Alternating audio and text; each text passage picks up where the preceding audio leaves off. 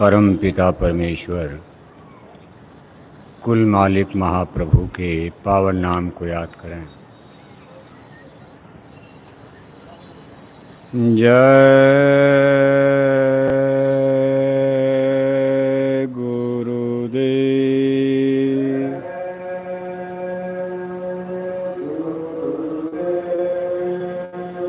जय गुरुदेव नाम किसका,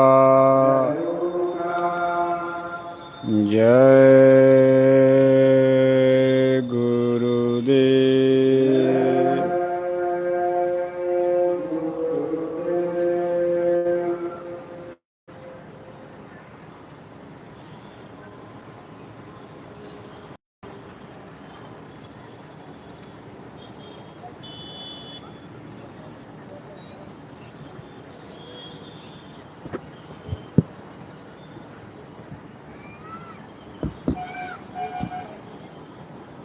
परम पूज्य स्वामी जी महाराज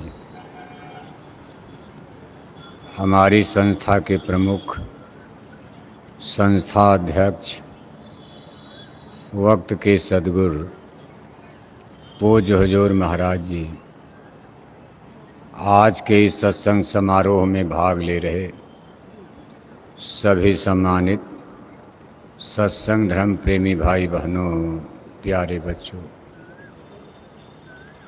परम पूज्य स्वामी जी महाराज का पावन वार्षिक भंडारे का कार्यक्रम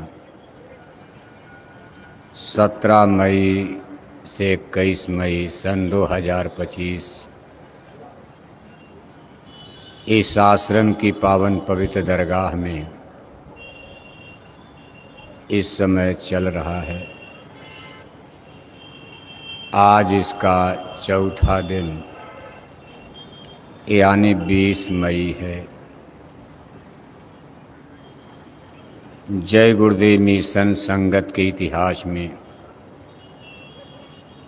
ये सब तिथि और तारीख युग युग तक लोग आगे याद करते रहेंगे।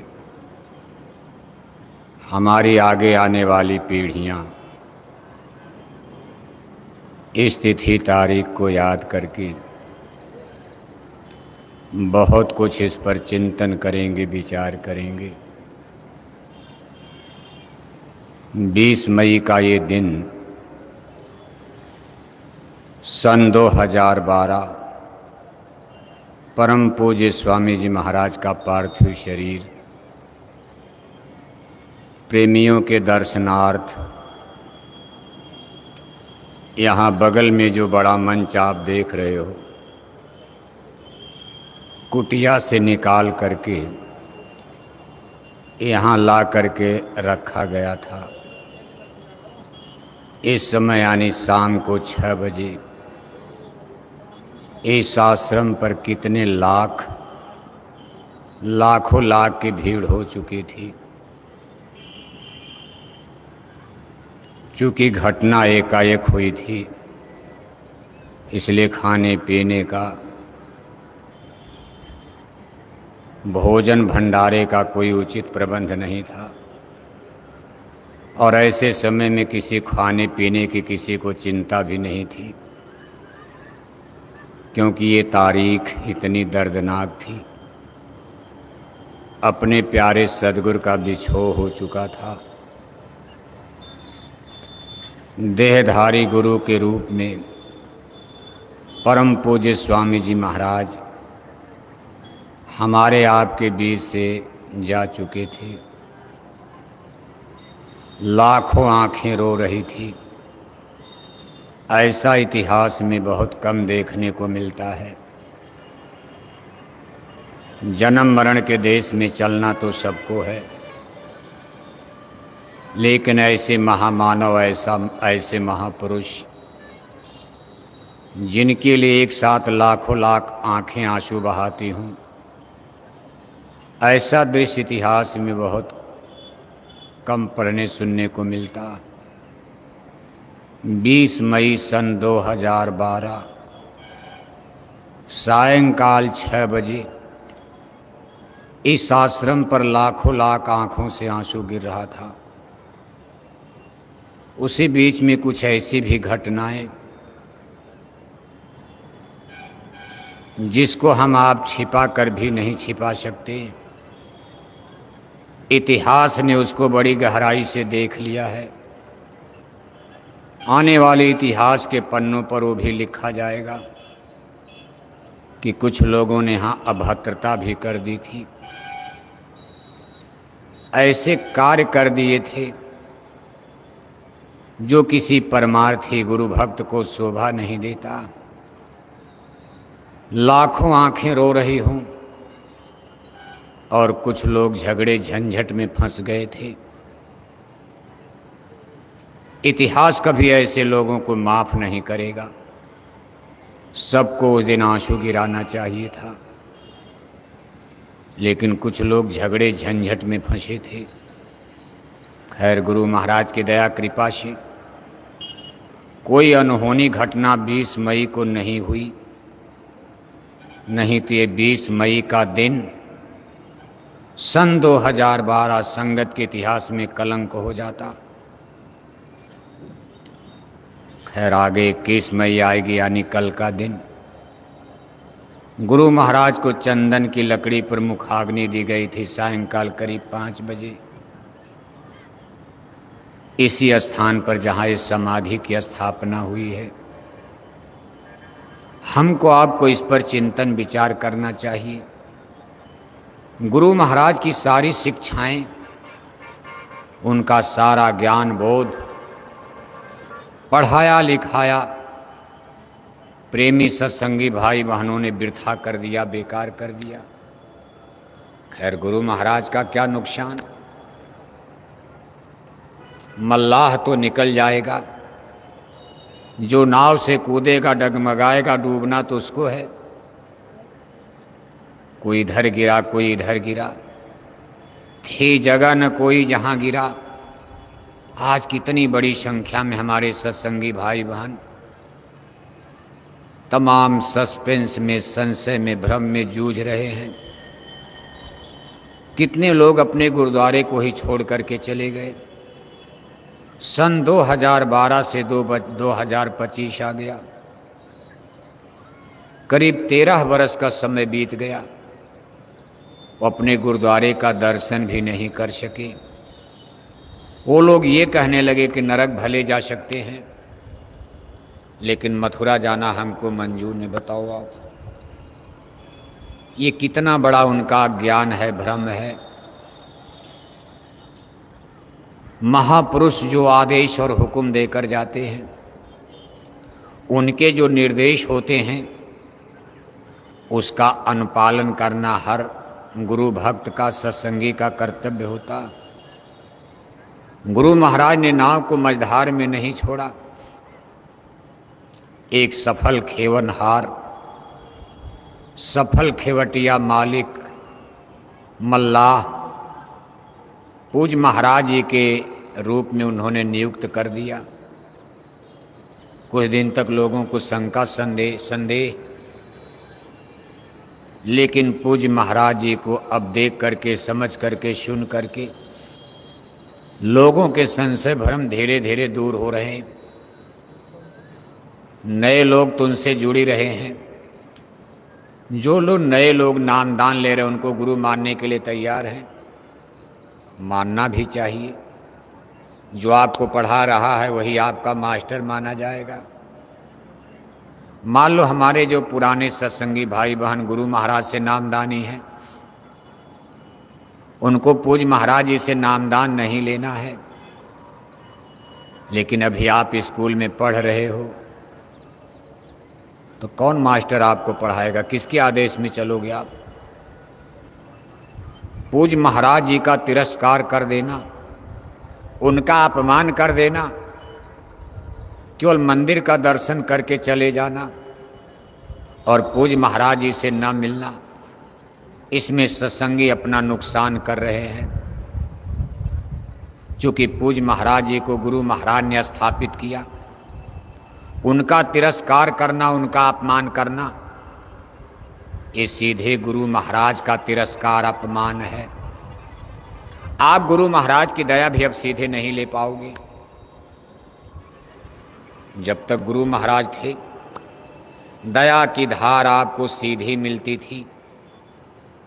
आज दया की धार पूज महाराज जी से होकर ही आपको मिलने वाली है। ऐसा नहीं कि आपको उनको गुरु मानना है। सत्संगियों के लिए, पुराने सत्संगियों के लिए आपके लिए गुरु भाई हैं, लेकिन श्रेष्ठ तो आपको मानना पड़ेगा। उम्र का सवाल नहीं है, जाति का सवाल नहीं है, सवाल ज्ञान का होता है। अब उनके अंदर जो क्षमता है, शक्ति है, पावर है, हमारे आपके अंदर वो चीज नहीं है, तो आप उनका तिरस्कार कैसे कर सकते हो? किसी न किसी आधार पर, बिंदु पर आपको मानना पड़ेगा, स्वीकार करना पड़ेगा सत्य को। आप अगर सोचो कि पूज महाराज जी का अपमान करके हम गुरु महाराज से कुछ ले लेंगे, इट इज इम्पॉसिबल, असंभव है। इसका परिणाम क्या होगा? आपको मानव जन्म तो फिर मिलेगा, मरने के बाद आपको फिर मानव जन्म मिलेगा। खैर, नरक तो नहीं जाना है, गाय बैल कुत्ता बिल्ला में भी बनने की संभावना नहीं है, लेकिन आपको अगला जन्म, जो लोग ऐसा कर्म कर रहे हैं उनको मौत के बाद अगला जन्म किसी सत्संगी के घर में बेटा बेटी के रूप में, बच्चा बच्चे के रूप में मानव जन्म मिलेगा। माता पिता जब आप सयाने हो जाओगे लेकर के मथुरा आएंगे, आगे 10-20 साल के बाद फिर आप आकर के पूज महाराज जी से ही नामदान प्राप्त करोगे आप। लेकिन अगली बार आपको केवल जय गुरुदेव नाम से आपका काम बनेगा। अभी तो आपके कर्म की गठरी भारी है। रोते गाते चीखते चिल्लाते 5 नाम का सुमिरन करे, कह कबीर तब भव से तरे। आप 5 नाम का सुमिरन करते करते थक रहे हो, लेकिन अगले जन्म में जब आप आओगे, आपको इसको वक्त गुरु कहा जाता है। जब आपका दोबारा जन्म किसी सत्संगी के घर में होगा, और दोबारा जन्म होना ही होना है, अंदर में शब्द नहीं प्रकट हुआ, अंदर में प्रकाश नहीं प्रकट हुआ, सुमिरन अभी पका ही नहीं, बना ही नहीं, अमर देश सतलोक जाने की सारी संभावनाएं खत्म हो गई। अब आपका बुढ़ापा आ चुका है, सुमिरन भी आपका पक्का नहीं होता। सुमिरन में आगे का पीछे, पीछे का आगे करते हो। किसी धनी का नाम रूप किसी का देखने लगते हो, आवाज किसी की सुनते हो, माला किसी की चल रही, ध्यान किसी का करने लगते, तब तक सो जाते हो। जब सुमिरन ही अधूरा और कच्चा है तो ध्यान भजन बनने की कोई संभावना नजर नहीं आती। जब कोई कमाई बनी नहीं रही है, अमर देश सतलोक का सौदा इतना सस्ता नहीं है। अब हमारा ये मतलब नहीं कि इतनी बड़ी संगत में कोई नहीं है माई का लाल।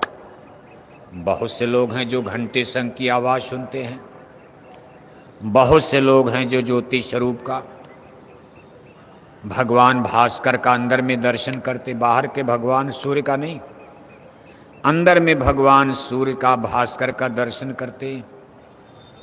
ऐसे बहुत से लोग हैं जो निकलेंगे, लेकिन इनकी संख्या 1% से भी संगत में कम दिखाई दे रही है। बाकी सब लोग उसी तरह हैं, सस्पेंस। सत्संग का भी कोई असर नहीं, बिल्कुल एकदम जड़ बुद्धि। समझ में नहीं आता कि क्या निराकरण किया जाए, सही है कि गलत है, मथुरा जाना सही है कि मथुरा को छोड़ देना सही है। कभी मथुरा चले आए, कभी छोड़कर किनारे हो गए, किसी ने बहका दिया। ऐसी परिस्थिति में क्या कहा जाए? विद्यार्थी इतना कमजोर रहेगा तो कैसे स्कूल में पास कर पाएगा, कैसे डिग्री मिलेगी, कैसे वो आगे निकलेगा? हम सब लोग कमजोर विद्यार्थी साबित हो गए।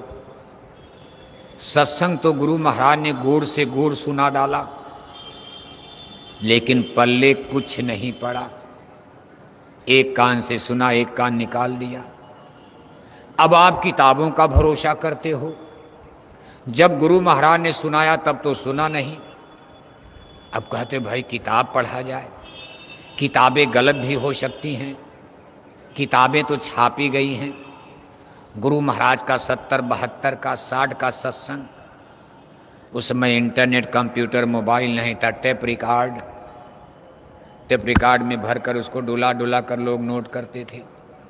मान लो लिखने वाले से कोई भूल चूक हो गई, मशीनों की छपाई में कोई गलती हो गई।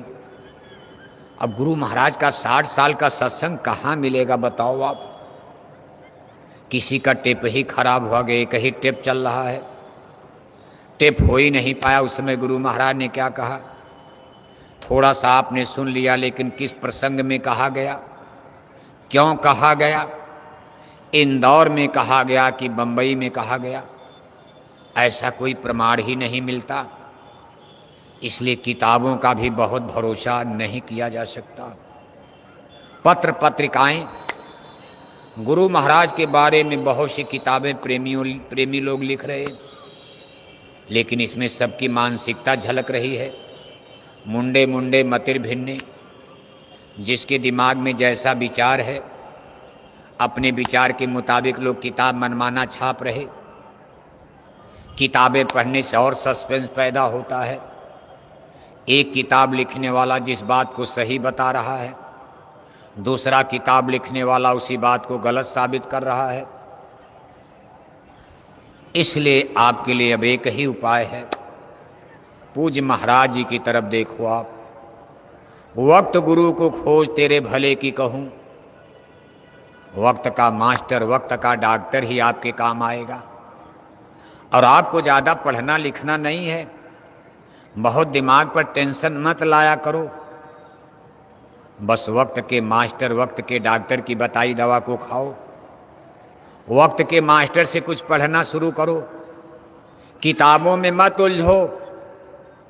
जो दरबार का हुक्म हो उलझने का मत। करना क्या है, बस जो दरबार का आदेश उसका पालन करो। आप जो भी दरबार से हुक्म मिल जाए उसका पालन करो, वरना ये जीवन अब वृथा जाने वाला है। बहुत गई थोड़ी रही। तमाम सत्संगी देखो बुढ़ापे में चले गए, 2-4 बरस आपका जीवन शेष बचा है। दिमाग में शंकाएं भरे घूम रहे हो। जब तक हैं शंकाएं मन में, तब तक होता ज्ञान नहीं। तब तक ज्ञान कैसे होगा। शंका जैसे बादल है, आसमान में बादल है तो भगवान भास्कर कैसे दिखाई देंगे। संशय सरप डसे मोहि भ्राता, दुखद लहर कुतर्क बहुभांता। जहाँ सस्पेंस और संशय होता है उसमें जीवन दुखमय हो जाता। चाहे पत्नी पर शंका हो जाए, दिन रात झगड़ा होगा। पत्नी कितनों बढ़िया भोजन पानी ला रही, लेकिन मन में शंका, अरे कहा हटो हटो।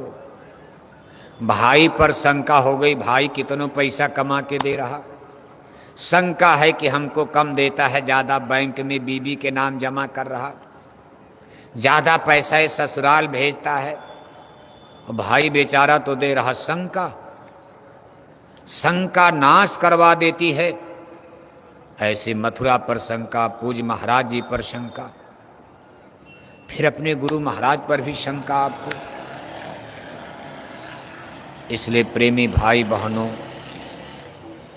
आप शंका से निकल जाओ।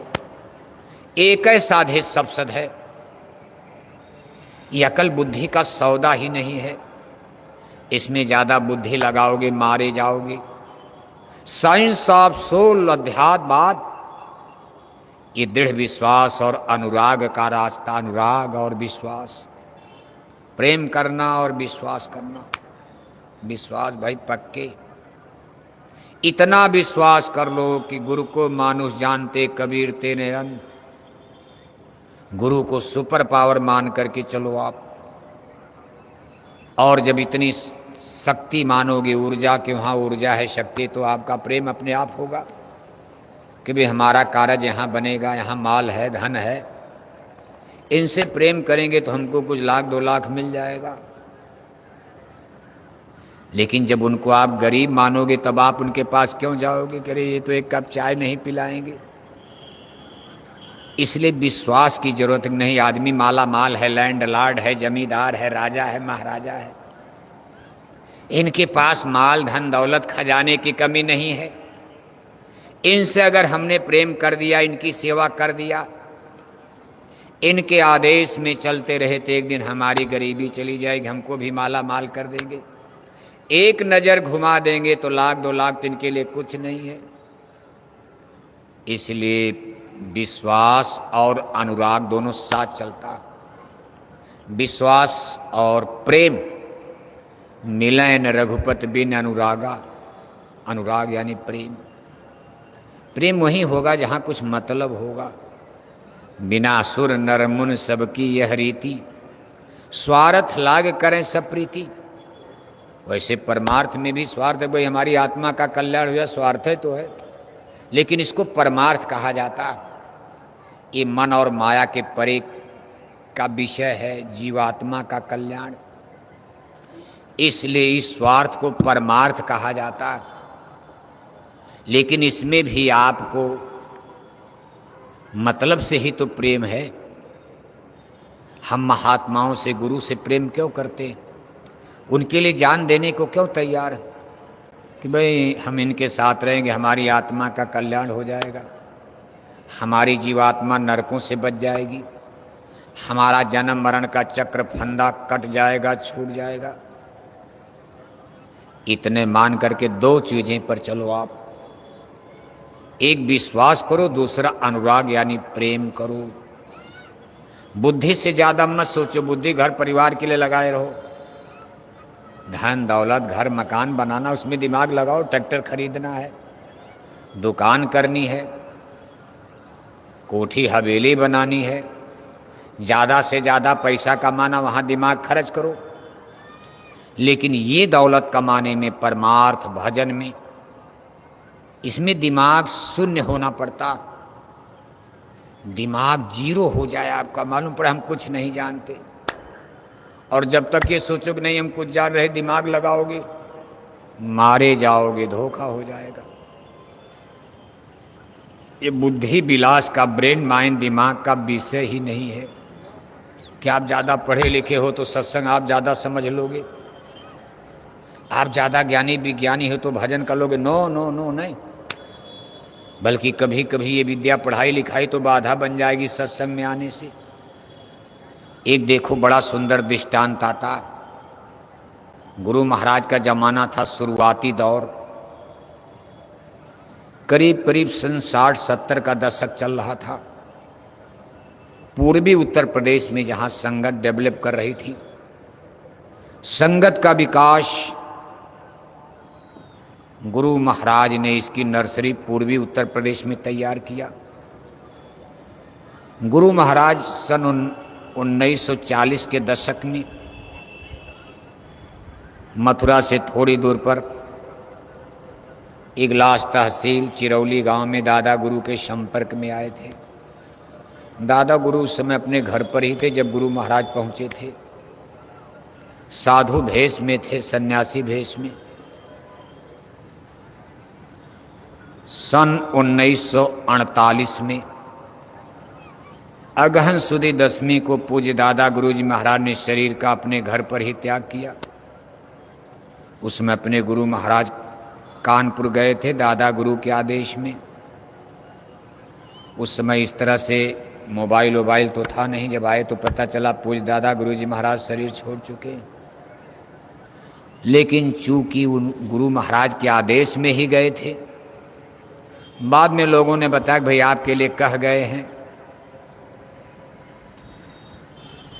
कि हमारे बाद ये काम जीवों को जगाने का, सत्संग का काम वही देखेंगे। गुरु महाराज का नाम बताया, ईमानदारी से लोगों ने बता दिया। आज का जमाना होता तो छिपा ही देते लोग अपने अपने चक्कर में कि गुरु महाराज ने नहीं कहा, बस हल्ला उड़ा देते मोबाइल पर। लेकिन उस समय लोगों में ईमानदारी थी, वो भी गुरु का वचन है तो कैसे कोई झूठ बोले। भाई आपके लिए कह दिया। कुछ लोगों ने कहा भी, कुछ लोग विरोध भी किए थे, जो नहीं सुन पाए थे, क्योंकि जब दादा गुरुजी महाराज ने कहा ये बात तो सब लोग तो वहाँ थे नहीं, और आधी रात को उनका शरीर 12:03 पर छूटा था। अगहन सुदी 10वीं, अगहन की जाड़े की रात में 12:03, सब लोग जाग नहीं रहे थे। जो लोग नज़दीक थे उन्हीं से बता दिया, मुख्य लोगों से। गुरु महाराज सन 1948 से सन 52 तक मौन रहे, इधर उधर घूमकर अपने गुरु भाइयों के पास, जो दादा गुरुजी महाराज के नामदानी यानी गुरु महाराज के गुरु भाई लोग, इनके पास आते जाते गुरु महाराज अपना समय बिताते रहे। वाराणसी काशी नगरी में गुरु महाराज के साथ के लोग वहाँ जाकर, एक मैनेजर साहब इजाद के कायस्थ थे यानी लाला श्रीवास्तव, यहीं से गुरु महाराज ने रह करके संग एक अधिकारी थे, वो नौकरी करते थे। जात के श्रीवास्तव थे, कायस्थ थे, लाला थे, वाराणसी में, बनारस में। गुरु महाराज ने यहीं से धीरे धीरे संगत की ये नर्सरी बनारस से प्रारंभ करके फिर जौनपुर, आजमगढ़, गोरखपुर,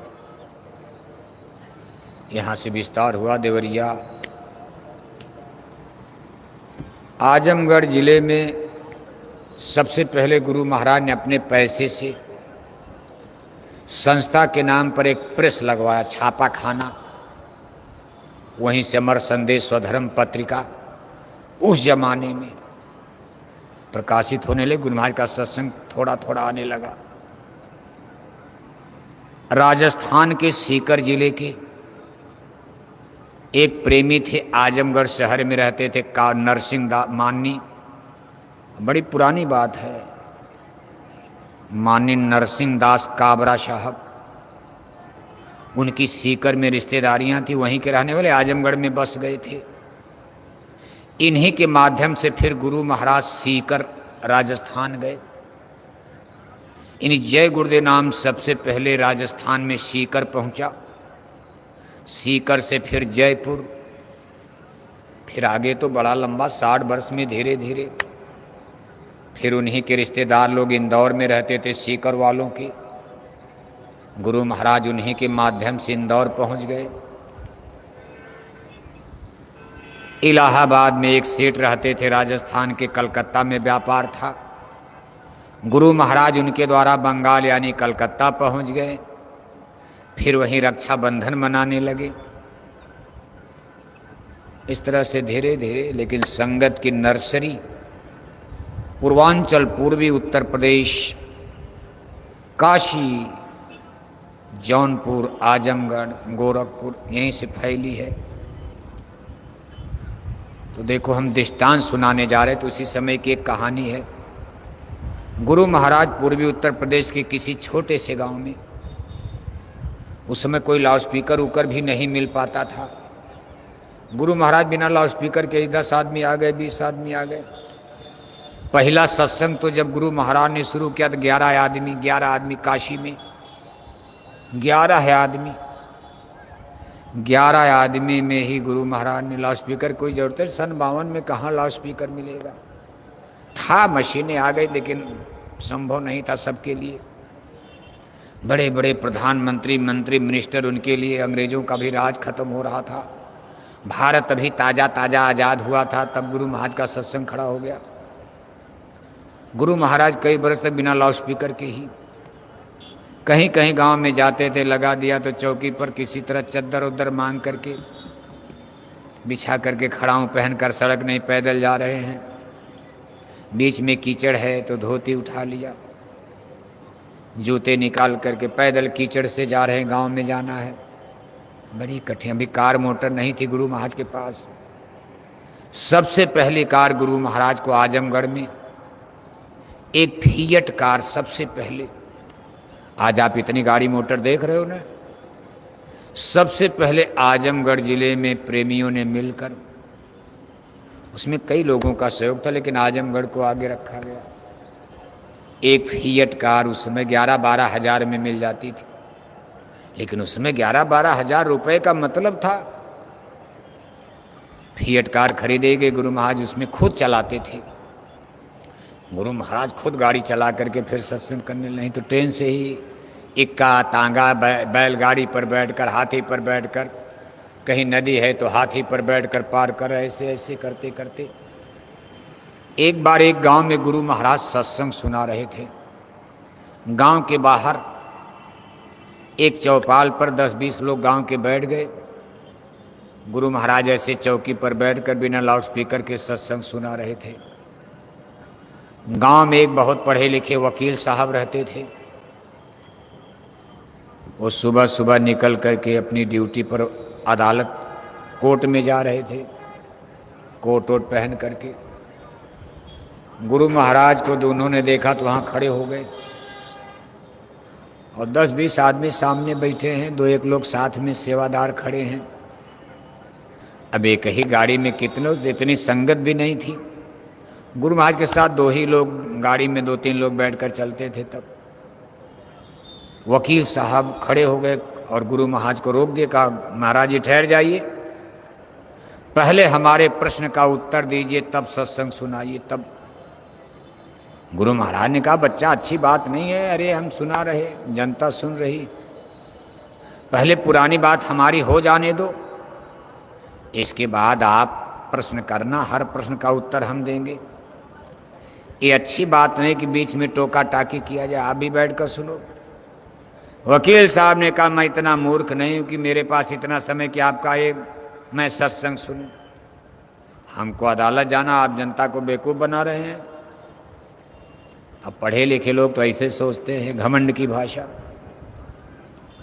गुरु महाराज का नहीं भाई, ऐसा नहीं, कहा ना आप जनता को बेवकूफ़ बना रहे हैं, हमारे प्रश्न का उत्तर दीजिए। तो गुरु महाराज भी थोड़ा सा तेज आवाज में, कड़क आवाज में बोले, जैसे मालूम पड़ा। गुरु महाराज ने कहा वकील तुमको अपनी अंग्रेजी पर बड़ा घमंड है, हिंदी अंग्रेजी पर, पढ़ाई लिखाई पर। तुम हमारे केवल एक प्रश्न का उत्तर दे दो कि आज रात में तुम्हारी बीबी ने तुमको चप्पल से क्यों मारा था।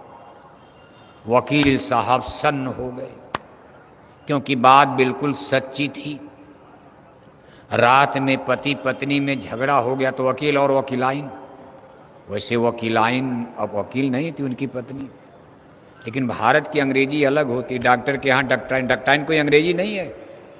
डॉक्टर शब्द तो अंग्रेजी है, लेकिन भारत में डॉक्टर के घर में क्या होती हैं, डॉक्टराइन। भले इंजेक्शन का पता नहीं है, डॉक्टराइन कक्षा 5 फेल, लेकिन डॉक्टराइन हो गई। मास्टर के घर में मास्टराइन अपने आप हो जाती हैं। भारत में डिग्री अपने आप बांट दिया, ऐसे वकील के घर में वकीलाइन। वकील और वकीलाइन में रात में झगड़ा हो गया था। वकीलाइन ने चप्पल खींच करके वकील साहब को मार दिया था। वकील साहब कुछ नहीं बोले, सर नीचा कर ले। पढ़े लिखे लोगों की बड़ी दुर्दशा है।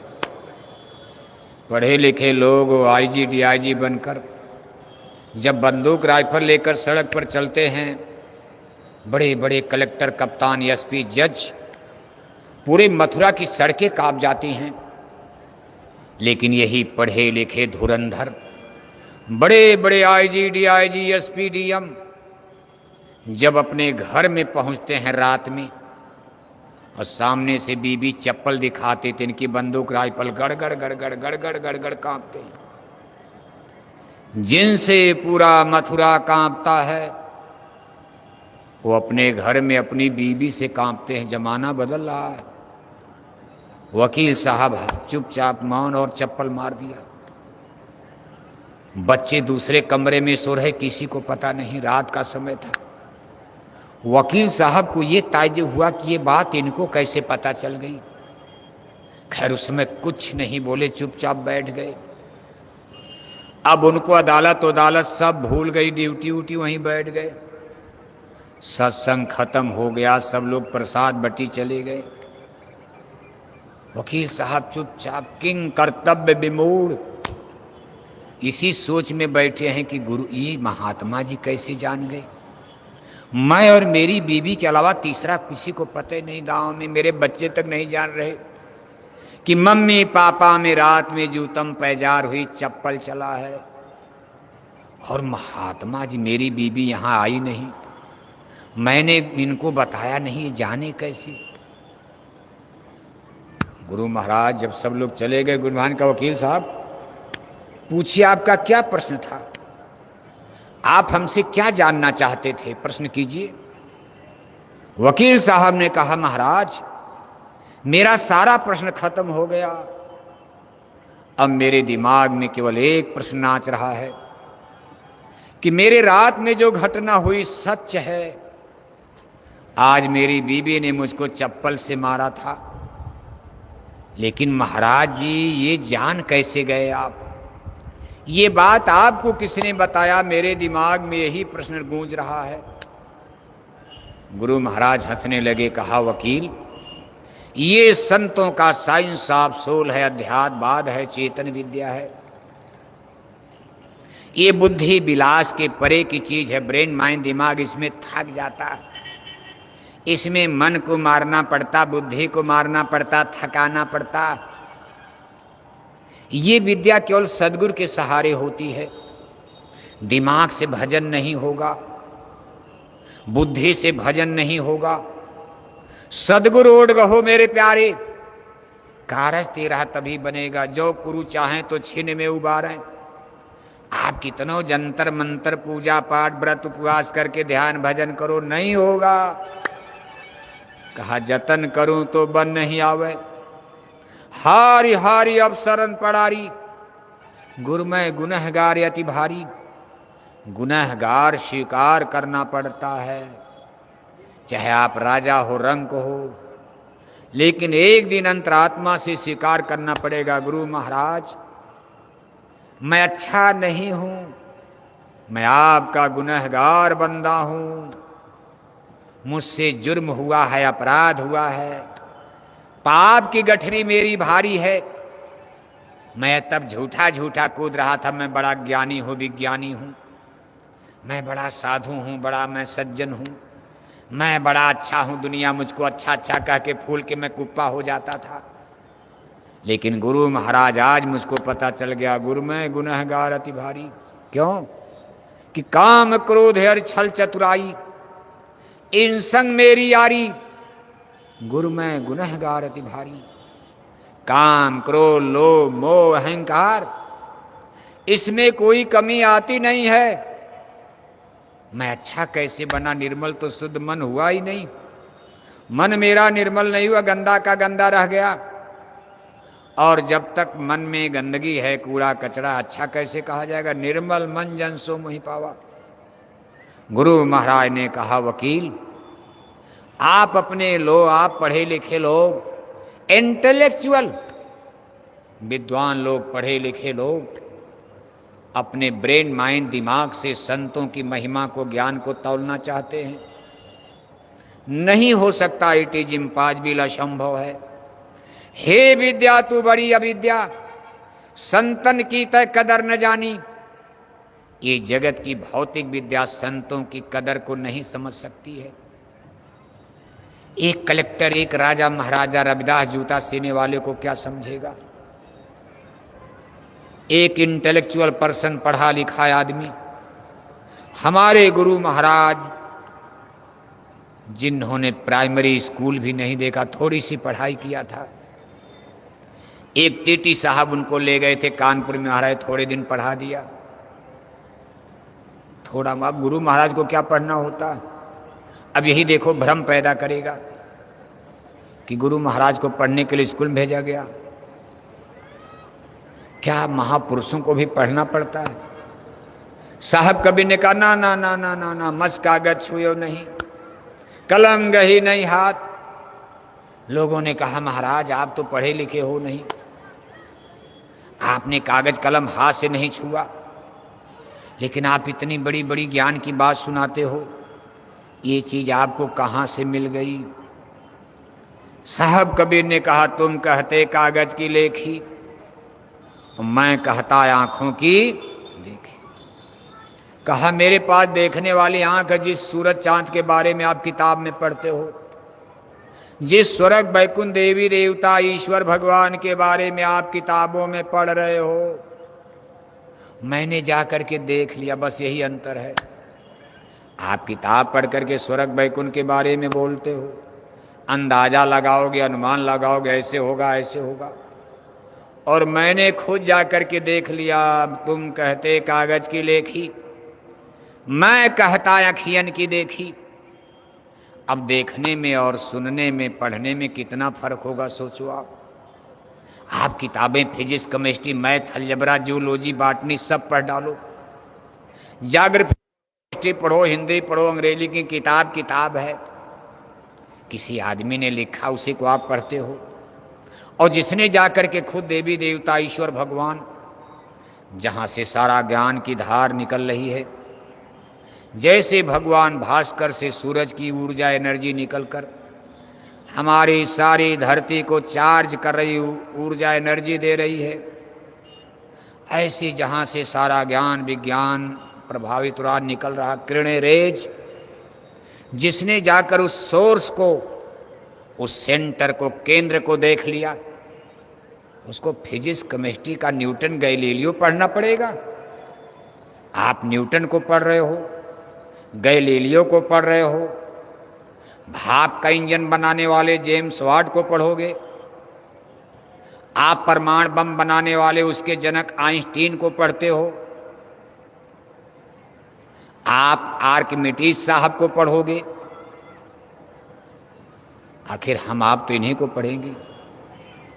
लेकिन संत महात्मा उसको पढ़ते हैं, देखते हैं, जिसने सूरज चांद बनाया, जिसने सूरज बनाया, चंदा बनाए, तारे बनाए, जिसने वर्जिन ऑफ एर्थ हमारी धरती माता का निर्माण किया, जिन्होंने वर्जिन ऑफ लाइफ हमारी धरती माता पर जीवन की उत्पत्ति किया, आदमी, पशु, पक्षी, कीड़े मकोड़े, चींटी से लेकर हाथी तक, 4,84 लाख जोनियों की जिन्होंने रचना किया। कोई वैज्ञानिक न्यूटन गैलीलियो धरती बना सकते हैं? परमाणु बम तो बना दिया, दुनिया मर जाएगी। परमाणु बम खाने के काम नहीं आएगा, आज नहीं तो कल परमाणु बम तो फूटना, क्या करोगे आप? गुरु महाराज तो चाह रहे, महापुरुष चाह रहे, भाई ना हो ऐसा, मर जाओगे, कट जाओगे, सीधे नरक चले जाओगे, जीते रहोगे, कोई गुरु मिल जाएंगे, सत्संग मिल जाएगा। अभी भारत पाकिस्तान की लड़ाई हो जाए, सत्संग वत्संग बंद हो जाएगा। उसी बीच में कोई मर गया तो कहाँ नामदान मिलेगा, कहाँ गुरु दीक्षा, कहाँ सत्संग मिलेगा। काल प्रभु तो यही चाह रहे कि इनको मार काट करके जल्दी नरकों में डाल दो, 84 में डाल दो, गाय बैल में डाल दो इनको, फिर ये मानव जन्म जल्दी मिलेगा नहीं, खेल खत्म हो जाएगा। लेकिन महापुरुष इस पर रोक लगा रहे हैं कि नहीं नहीं, आप ठहर जाइए, अभी विश्व युद्ध नहीं, रुक जाइए, मैं अभी और लोगों को। आपको क्या पता भारत पाकिस्तान ऐसे नहीं होगा, और जिस दिन होगा धरती पर प्रलय मच जाएगी। कहाँ से शुरू होगा अभी आपको पता नहीं, वो सब गुरु महाराज बता कर गए हैं कैसे कैसे होगा। लेकिन इसमें नुकसान बहुत बड़ा होने वाला, यानी भौतिकवाद अध्यात्मवाद दोनों सिरे अलग अलग हैं। एक बड़ा सुंदर देखो, जिसका ट्रेन का समय हो जाए धीरे से झोला उठाना चले जाना है, ऐसा नहीं टिकट कैंसिल मत करना, आपने टिकट ले लिया है। जिनको रहना है निजी गाड़ी से आए, थोड़ा 10-20 मिनट लेट हो जाएगा, क्या फ़र्क, अपनी गाड़ी है, बस आपकी है, बस भी 10-20 मिनट रुक सकती। लेकिन जिनका ट्रेन का टिकट है, समय हो जाए तो धीरे से चले। सत्संग तो चलता रहेगा, सत्संग तो यहाँ 10 आदमी रहोगे तब भी चलेगा। गुरु महाराज कहते थे हम लोगों से चिड़िया को भी सुना दो, कोई न सुने। पहले जब कोई नहीं सुनता था तो गुरु महाराज ने हम लोगों को ट्रेनिंग दिया, कहा बच्चा जंगल में जाना, अब पेड़ के सामने खड़े होकर सुना, कहा हम पेड़ को सुना रहे हैं, पेड़ में भी जीवात्मा है, जय गुरुदेव नाम सुनकर पेड़ पौधों का भी भला होगा, सुना देना पेड़ पौधे को। तो ऐसा नहीं कि आप लोग चले जाओगे। सत्संग तो 21 तक का ही है, 21 मई कल का दिन, तारीख निश्चित है, इसलिए संकल्प करके आया करो। आप बीच में संकल्प काट दोगे, अधूरा लाभ मिलता है। जितना पढ़ोगे उतना ही ज्ञान मिलेगा, जितनी मेहनत करोगे उतना ही फल मिलेगा। बीच में कटौती करके करोगे तो टुकड़ा टुकड़ा डिवाइडेशन होगा। तो देखो, एक दृष्टांत आता साहब कबीर के जमाने का ही। विद्वान और संत है। विद्वान माने भारत के बड़े बड़े शंकराचार्य। आज हमारे हिंदुज में, हिंदू धर्म की स्थिति क्या, सब लोग यहाँ हिंदू ही हो। अभी कोई मुसलमान तो इतना सत्संग में अपने आते नहीं हैं। मुसलमानों के आने का समय आगे आ रहा, वो भी भाग कर आएंगे। अभी तो भारत के हिंदुओं को ही सुनाया जा रहा सनातन धर्म का संदेश, जय गुरुदेव मिशन की तरफ से। आज हिंदू धर्म की जो स्थिति, भारत में 4 शंकराचार्य हैं। शंकराचार्य का मतलब हिंदू धर्म में सबसे बड़ी गुरु गद्दी पर जो लोग विराजमान हैं, सुपर पावर हिंदू धर्म की, उनको शंकराचार्य कहा जाता। इनकी संख्या आज 4 हो चुकी है। लेकिन जगत गुरु शंकराचार्य, आदि शंकराचार्य, ये पीठ 4 बन गए, लेकिन पहले एक था। ये व्यवस्था द्वापर युग में नहीं थी, जब कृष्णावतार हुआ था 5000 बरस पहले, जिसमें वेद व्यास जी वगैरह का नाम आता द्वापर काल में, उसमें व्यास पीठ। लेकिन ये शंकराचार्य पीठ ये कलयुग में महाभारत काल के बाद जगत गुरु शंकराचार्य, इनका जन्म दक्षिण भारत में। इन्होंने पूरे भारत भूखंड की यात्रा किया, उपमहाद्वीप की। बहुत बड़ा काम, धर्म के 32 साल की उम्र में बहुत बड़ा काम करके गए। और अपने जाने के पहले इन्होंने कहा, भाई इतना बड़ा भूखंड है, एक ही आदमी गुरुआई कैसे पढ़ाएगा, एक मास्टर। इन्होंने 4 मास्टर अपने बाद बना दिया, और चारों लोगों को भारत के चारों कोने पर, एक भारत की पश्चिमी सीमा पर गुजरात में समुद्र के तट पर द्वारिका, जहाँ भगवान योगेश्वर श्री कृष्ण रहा करते थे, वहीं जदवंशी आपस में लड़ करके मरे थे, नारायणी सेना, यादव सेना। एक पीठ इन्होंने वहाँ स्थापित कर दिया, जिसको द्वारिका पीठ कहते हैं। शंकराचार्य माने गुरु, अब एक गुरु वहाँ बैठा दिए। दूसरा भारत की पूर्वी सीमा पर जगन्नाथपुरी, ये उड़ीसा में आता है, एक वहाँ बना दिया, एक शंकराचार्य वहाँ हो गए। एक भारत की उत्तरी सीमा पर हिमालय में बना दिया, एक शंकराचार्य वहाँ हो गए। एक भारत की दक्षिणी सीमा पर कोच्चिपुरम, एक वहाँ हो गए। 4 गुरु हो गए। और ये चारों शंकराचार्य पीढ़ी चल रही। शंकराचार्य माने नाम ने एक, जैसे मास्टर, प्रोफेसर, टीचर, यह एक पद है। एक गुरु जाते हैं, दूसरे आ जाते। शंकराचार्य की गद्दी आज भी चल रही। अभी देखो, इलाहाबाद में जब महाकुंभ लगा था, ये चारों शंकराचार्य वहाँ 40 दिन तक डेरा डाले रहे। इसके पीछे फिर और गुरु बने, तो कहा गया भाई शंकराचार्य तो अब 4 ही रहेंगे, इसमें 5 नहीं हो सकता। कहा और बड़े बड़े गुरु कहाँ जाएंगे?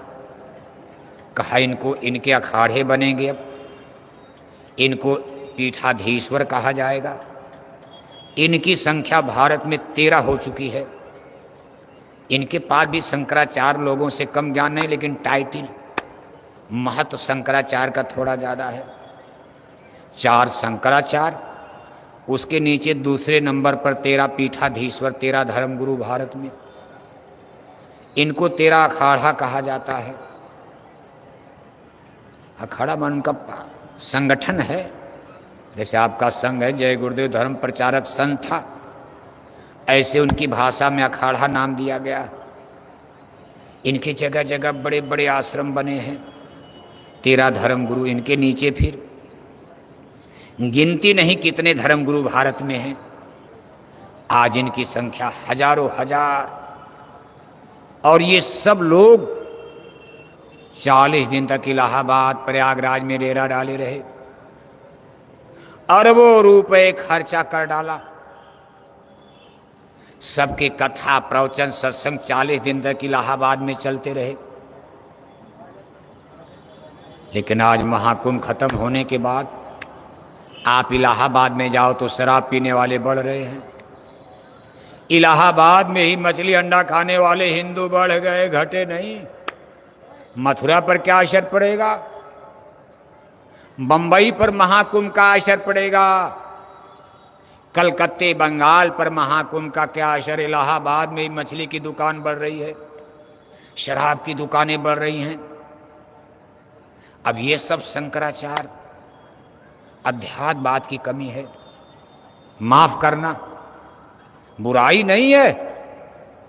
हमारे गुरु महाराज ने अकेले करोड़ों को शाकाहारी बना डाला।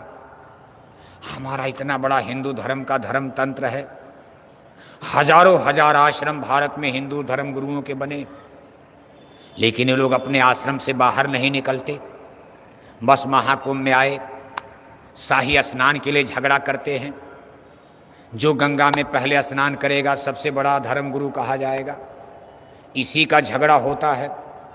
ऐसे ऐसे धर्म गुरु इलाहाबाद प्रयागराज में देखे गए, जिनके गले में आदमी के मुंड, आदमी के खोपड़ी की माला है, सूखी खोपड़ी की आदमी की माला पहने। पूछा गया महाराज ये कहाँ से आए हैं? अरे कहे सिद्धपीठ हिमालय से आए हैं, साल भर हिमालय में रहते हैं, बस केवल महाकुंभ में आते हैं, प्रकट होते हैं, फिर हिमालय में चले जाएंगे।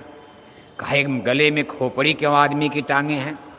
कहा इसी में भोजन करते हैं, इसी में पानी पीते हैं। बताओ आप, आदमी की खोपड़ी गले में, उसको आपने सिद्धपीठ बना दिया, सीधी उसको आपने सिद्धेश्वर बना दिया। आपने सनातन धर्म की ऐसी तैसी कर डाला। जहां एक पशु पक्षी मारना सनातन धर्म उसकी खिलाफत करता। सत्य हिंसा परमो धर्म है। वो लोग मनुष्य की भी मांस को खा जाते, मुर्दा, और उसको आप शाही स्नान करवा देते हो। उनका सम्मान करोगे, धर्म डूबेगा बचेगा? धर्म, वेजिटेरियन लाइफ सिस्टम, और ये सब तमाशा इलाहाबाद में आपने किया है। और भारत पर इतना बड़ा मेला लगने के बाद भी कोई असर धर्म पर पड़ा? लेकिन इतना तो जरूर, महाकुंभ मेले ने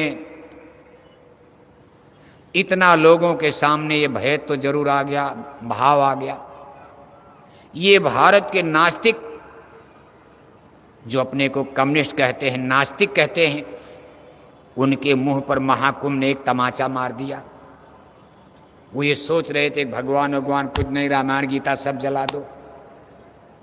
वो सोचते थे कि हमने भारत की जनता के हृदय से धर्म के बीज को निकाल दिया है। आज उनकी देख करके दुनिया हिल गई। Socialist, communist, Democrat, Republican, liberal, Democrats, Bharat का सभी जनमानस, सभी राजनीतिक दल, पार्टियां महाकुंभ के मेले को देख करके हैरान हैं कि भारत की जनता के हृदय से राम किरण को निकालना बहुत मुश्किल है। बस इतना जरूर है कि ये लोग दिग्भ्रमित हैं। इनको आज भी मुक्ति मोक्ष की तलाश है। ये प्रयागराज मुक्ति ही खोजने गए थे लोग। इनको किसी ने बता दिया कि गंगा मैया में नहा लो मुक्ति मिल जाएगी। कहा महाराज मछली तो नहीं छोड़ना पड़ेगा? कहा ना, आओ गंगा में नहा लो, मुक्ति का पट्टा हो रहा है 40 दिन के लिए प्रयागराज। मछली नहीं छोड़ना है, अंडा नहीं छोड़ना है, शराब गांजा भांग नहीं छोड़नी है। कहा चोरी कत्ल डकैती हिंसा हत्या 420 ठगी बेईमानी कुछ नहीं छोड़ना है। मुक्ति का पट्टा मुफ्त हो जाएगा, गंगा मैया में डुबकी लगा लो। ये अवसर 144 साल के बाद आएगा। जनता ने कहा 144 साल के बाद तो कोई भारत में जिंदे नहीं बचे, कौन बचेगा? अरे चलो ऐसा अवसर दोबारा जीवन में नहीं आएगा। लो कर्जा, 50,000 कर्जा, 1 लाख कर्जा लेकर इतनी भीड़ मुक्ति के लिए अयोध्या प्रयागराज में, इलाहाबाद में लग गई कि पूरा प्रयागराज जाम कर दिया। भगदड़ में कितने लोग मर गए, पिट गए, कट गए। उनके लिए पूछा गया क्या रे? कहा मुक्ति होगी उनकी तो सीधे हो गई। हम नहीं कहे, उन लोगों ने कहा। कितने लोगों का बयान आया कि उनकी तो सीधे मुक्ति होगी जो अयोध्या में प्रयागराज में मर गए। बाकी और लोग मुक्ति का कागज उनको मिल गया, टिकट मिल गया, जब मरेंगे तो सबको मुक्ति का दरवाजा गेट खुल जाएगा जो गंगा नहा लिए। और ये केवल हिंदुओं के लिए था, मुसलमानों की वहां नो एंट्री। आप आश्चर्य देखो, इलाहाबाद के मुसलमान मुक्ति जिसको नजात कहा जाता है, ये उसको खोजने के लिए मक्का मदीना सऊदी अरब जाते हैं। हमारे देश के तमाम लोग कुवैत दुबई सऊदी अरब में नौकरी कर रहे थे, उनको पता चला इलाहाबाद प्रयागराज में 40 दिन मुक्ति बढ़ रही है, वो अपनी नौकरी छोड़कर जहाज से सऊदी अरब से मक्का मदीना सऊदी अरब छोड़कर इलाहाबाद आ गए। विदेश के हिंदू इलाहाबाद आ गए, इलाहाबाद के मुसलमान मुक्ति के लिए कुवैत दुबई सऊदी अरब चले गए। आपने मुक्ति मौज का तमाशा बना डाला। ऐसा भी होता है। रामायण कह रही सब सुलभ सब दिन सब देशा, कहा मुक्ति और मोक्ष सब सुलभ, सबको सुलभ है। सब दिन कोई दिशा सूल नहीं, सब देशा, सब देश में, सब जमीन पर, सब मिट्टी पर, सकल भूमि गोपाल की, कहीं भी बैठ करके कोई भगवान को पा सकता मुक्ति मोक्ष। और आपने उल्टा कर डाला, क्या इसी का झगड़ा करते हो।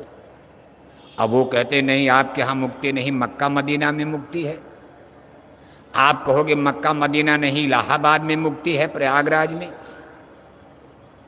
अब जब मुक्ति को इतना आसान कर दोगे, पैसे पर बेचने लगोगे कि 50,000 किराया लगाओ, गंगा मैया में नहा लो, सारा पाप खत्म, कुछ करना वरना नहीं है, तो बताओ रामायण क्यों कोई पढ़ेगा, क्यों कोई गीता का जोग करेगा, क्यों कोई मीराबाई की तरह तपस्या करेगा महल छोड़कर। हमारे ऋषि मुनि जंगलों में हड्डी गलाए, क्यों कोई हड्डी गलाएगा। महात्मा बुद्ध की तरह कोई जंगल क्यों जाएगा राजपाट छोड़कर, वो गंगा नहाकर मुक्ति मिल रही है। महात्मा बुद्ध बनने की कितना बड़ा सेक्रीफाइस, इतने टेम्परेचर में, गर्मी में आपको पसीना बहाकर सत्संग सुनने की क्या जरूरत। एक बार इलाहाबाद में आप भी नहा लिए होते। इसीलिए जमाने में सस्पेंस आ गया है। लोग कह रहे हैं, जनता करे कि महाराज जय गुरुदेव मिशन के लोग तो 60 बरस से मुक्ति बांट रहे हैं, ये बेचारे बोरा पहनकर कभी दुकान लगाते हैं, कभी शाकाहारी जैकेट पहन के दुकान लगाते हैं। इनकी दुकान का सौदा थोड़ा महंगा पड़ता है। जब इनकी दुकान पर हम मुक्ति लेने मथुरा जाते हैं तो कहते देखो भाई मछली छोड़ना पड़ेगा, अंडा छोड़ना पड़ेगा तब मुक्ति मिलेगी, शराब गांजा भांग छोड़ना पड़ेगा तब मुक्ति मिलेगी। इनकी मुक्ति का सौदा तो बड़ा महंगा है। हम मछली छोड़ देंगे, हमारी जबान का टेस्ट मज़ा बिगड़ जाएगा। हम शराब पीना छोड़ देंगे मुक्ति के लिए, रात भर हमको नींद नहीं आएगी। हमको शाम को रोटी भले न मिले, 2 बोतल दारू शराब जरूर चाहिए। इसलिए महाराज जय गुरुदेव मिशन की दुकान की मुक्ति बड़ी कठिन है। हमारी यही मुक्ति आसान है, सस्ता सस्ता सौदा। मंदिर में टन टन घंटी घंटा बजाए जाओ और 1-1 किलो मछली खाए जाओ। अरे कहा महाराज यही मुक्ति ठीक है, गंगा महाकुंभ नहाए जाओ, गंगा गोदावरी नहाए जाओ, 10-10 बोतल शराब पिए जाओ, अखंड रामायण पढ़े जाओ, मछली अंडा खाए जाओ, क्या फर्क पड़ता। मुक्ति मुक्ति मुक्ति। और जिम्मेदार लोगों ने कहा भारत की जनता अविश्वास भी नहीं कर सकती। जहां ये मुक्ति बंट रही है वहां चारों शंकराचार्य मौजूद हैं। हमारे गुरु महाराज कोई शंकराचार्यों में नहीं है, ये संत महात्मा तो उस लिस्ट से अलग हैं।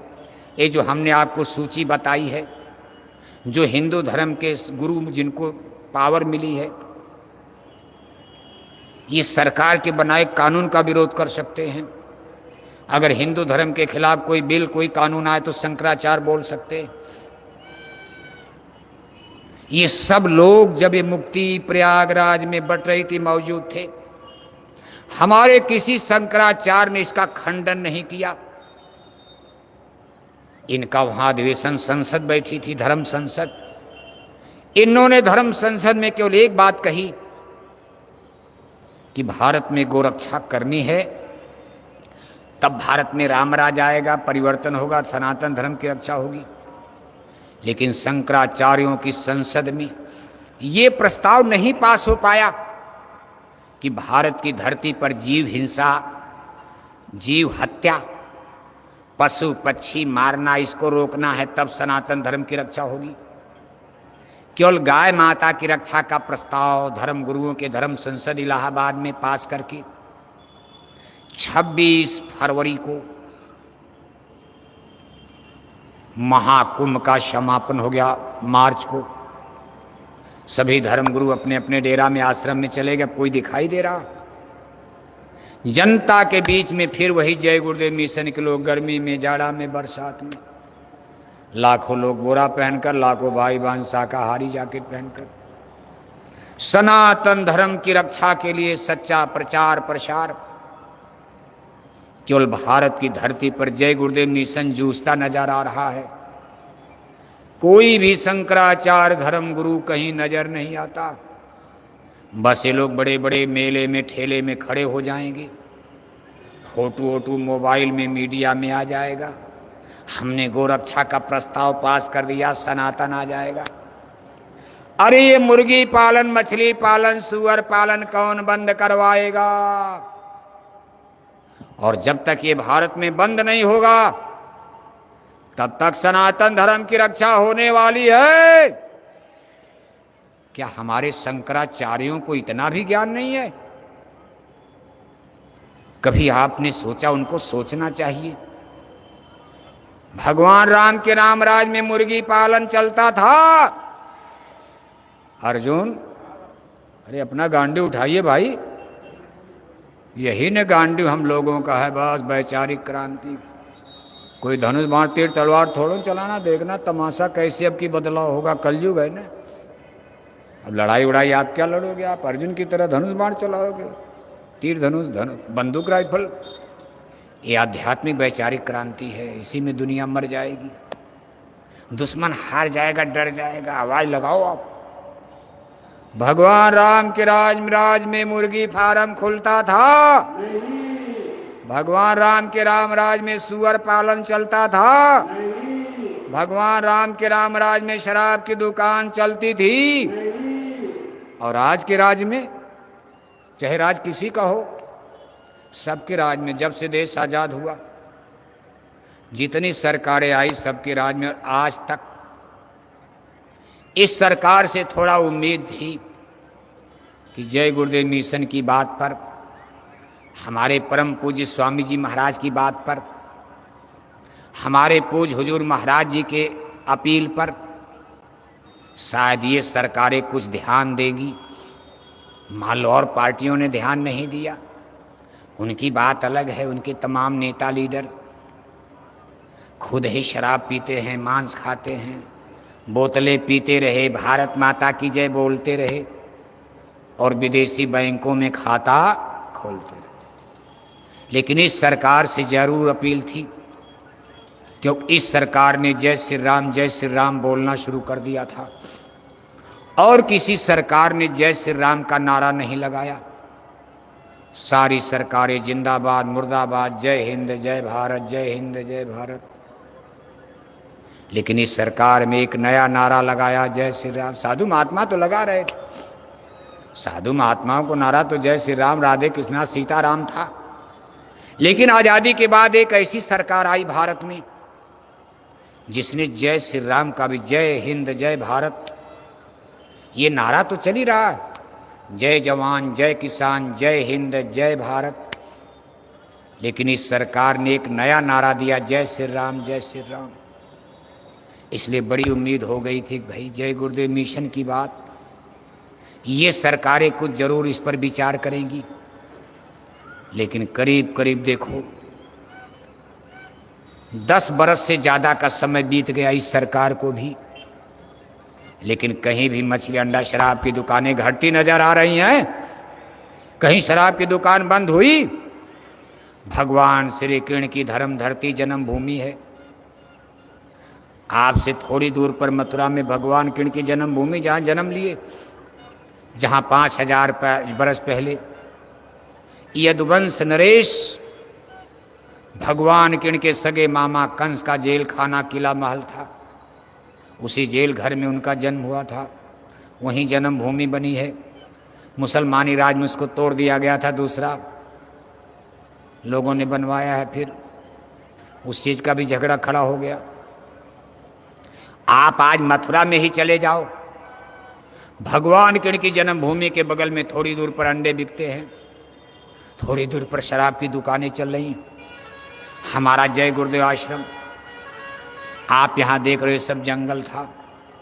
जब गुरु महाराज ने यहाँ आश्रम की स्थापना किया 1984, 85, 86, 90 तक सब जंगल। ये जितना ही माहौली गांव सामने था, बाकी सब जंगल। ये सब प्रेमी मेला लगता था, टट्टी करने जाते थे। आज देख रहे हो मंडी बन गई और बगल में आप जाओगी। इस जय गुरुदेव मिशन के आश्रम के बगल में आप थोड़ी दूर पर जाओ, अंडा बिक रहा है। थोड़ी दूर पर जाओ, शराब की दुकानें खोली। क्या सरकार को पता नहीं है? जिस मिशन के द्वारा इतना बड़ा क्रांति रिवॉल्यूशन लाया जा रहा है, उस मिशन के बगल में, उस आश्रम के बगल में शराब की दुकानें खुल रही हैं। कभी कभी अगल बगल शराब की बोतलें पन्नी पाई जाती है। अंडे की दुकानें खोली जा रही हैं। आप क्या रामराज लाओगे? जनता को धोखा दे रहे हो आप। ऐसे रामराज सनातन नहीं आता। सनातन धर्म की रक्षा के लिए एक सेक्रीफाइस, त्याग करना पड़ेगा। और एक दिन जय गुरुदेव मिशन की बात को, हमारे पूज्य महाराज जी की अपील को दिल्ली और लखनऊ की सरकारों को स्वीकार करना पड़ेगा कि अगर आपको भारत में रामराज लाना है, मां बहन बेटियों की लाज बचाना है, भारत को विश्व गुरु बनाना है, तो मछली अंडा शराब की दुकानों पर बुलडोजर, बुलडोजर, बुलडोजर। बुलडोजर जानते हो नहीं जानते? यूपी में रहते हो, यूपी के लोग। तो मथुरा तो यूपी में है। ये हमारे मुख्यमंत्री माननीय योगी साहब का प्रोजेक्ट है। लेकिन किसी के घर गिरा देने से रामराज आएगा? अरे घर में तो छोटे छोटे बच्चे भी हैं। वो बच्चे गर्मी में मर जाएंगे, घर गिरा दोगे। जिसने गलती किया गोली मार दो, जिसने गलती किया जेल में डाल दो। लेकिन बच्चे ने क्या बिगाड़ा है? उसके बच्चे मर जाएंगे, वो तो जेल में गया। उसके बूढ़े माँ बाप चारपाई पर पड़े हैं, बुढ़ापे में घर बनाएंगे। घर मकान बड़ी मेहनत से बनता, आदमी जिंदगी भर कमाता, एक छोटा सा घर बना लेता है। आपने घंटे 2 घंटे में गिरवा दिया। अरे जिसने गलती किया गोली मार दो, फांसी पर चढ़ा दो, आपके पास अधिकार है। लेकिन घर गिराना राम राज का विकल्प नहीं, अच्छे समाज के निर्माण का। इसलिए जय गुरुदेव मिशन की अपील है इस मन से, ये आवाज लखनऊ तक पहुंचाओ। आप इतना जोर से बोलो कि आपकी आवाज लखनऊ तक पहुंच जाए कि अगर भारत में राम राज लाना है, मां बहन बेटियों की लाज बचाना है, भारत को विश्व गुरु बनाना है, तो शराब की दुकानों पर बुलडोजर, बुलडोजर बंद मत कीजिए। डीजल पेट्रोल डाले रहिए, इंजन स्टार्ट रखिए बुलडोजर का। बस बुलडोजर का मुंह घुमा दीजिए। किसी के घर गिराने की जगह शराब की दुकानों पर सबसे पहले चलाइए आप। शराब नहीं मिलेगी, कोई मरेगा नहीं। मछली अंडा की दुकानों के लिए थोड़ा सोचना पड़ेगा, क्योंकि आज भारत में 80% हिंदू मांस खाते हैं। 80% 20% 20% शाकाहारी, 80% हिंदू मांसाहारी। मुसलमान भाइयों का जहां सवाल है, मुसलमानों के घर में तो 1% शाकाहारी मिलना कठिन हो जाएगा। इसी तरह ईसाई हैं, पंजाब में सिख लोग हैं, वो भी ज़्यादातर मांस खाते, अंडे खाते हैं, शराब पीते हैं। ये भोजन के काम आता है। मान लो अगर एकाएक भारत में मछली अंडा की दुकानें बंद करा दी जाएं, अभी 80% हिंदू मांस खाते हैं, अंडा खाते, मछली खाते, फिर भी सब्जी देखो कितनी महंगी बढ़ होती जा रही है। दूध, दही, मक्खन, घी महंगा, सब्जी महंगी, दलहन महंगा, दाल, चाहे अरहर की दाल हो, चाहे मूंग की दाल हो, चाहे मटर की दाल हो, कितनी महंगी हो रही। जबकि 80% हिंदुओं का पेट मछली और मांस से भर रहा है। अगर मान लो एकाएक मछली अंडा की दुकान बंद हो जाएगी, सब हिंदू शाकाहारी हो जाएंगे, तो आपके मथुरा में 1-2 दिन के अंदर सब सब्जी, सब दाल खत्म हो जाएगी। तीसरे दिन मथुरा में सब्जी नहीं मिलेगी, दाल नहीं मिलेगी, मिलेगी भी तो रेट हाई हो जाएगा, महंगाई बढ़ जाएगी, 1000 रुपया किलो आलू हो जाएगा, क्योंकि सब लोग शाकाहारी हो गए। अब कोई मछली, अंडा, मांस नहीं, बकरी, मुर्गा नहीं, सब खत्म हो गया। सबको आलू चाहिए, सबको टमाटर चाहिए, सबको अरहर मूंग की दाल चाहिए। गेहूं चावल तो मान लो मिल जाएगा, लेकिन सब्जी और दाल तो ऐसे भी महंगा है। इसलिए इसका कोई विकल्प है।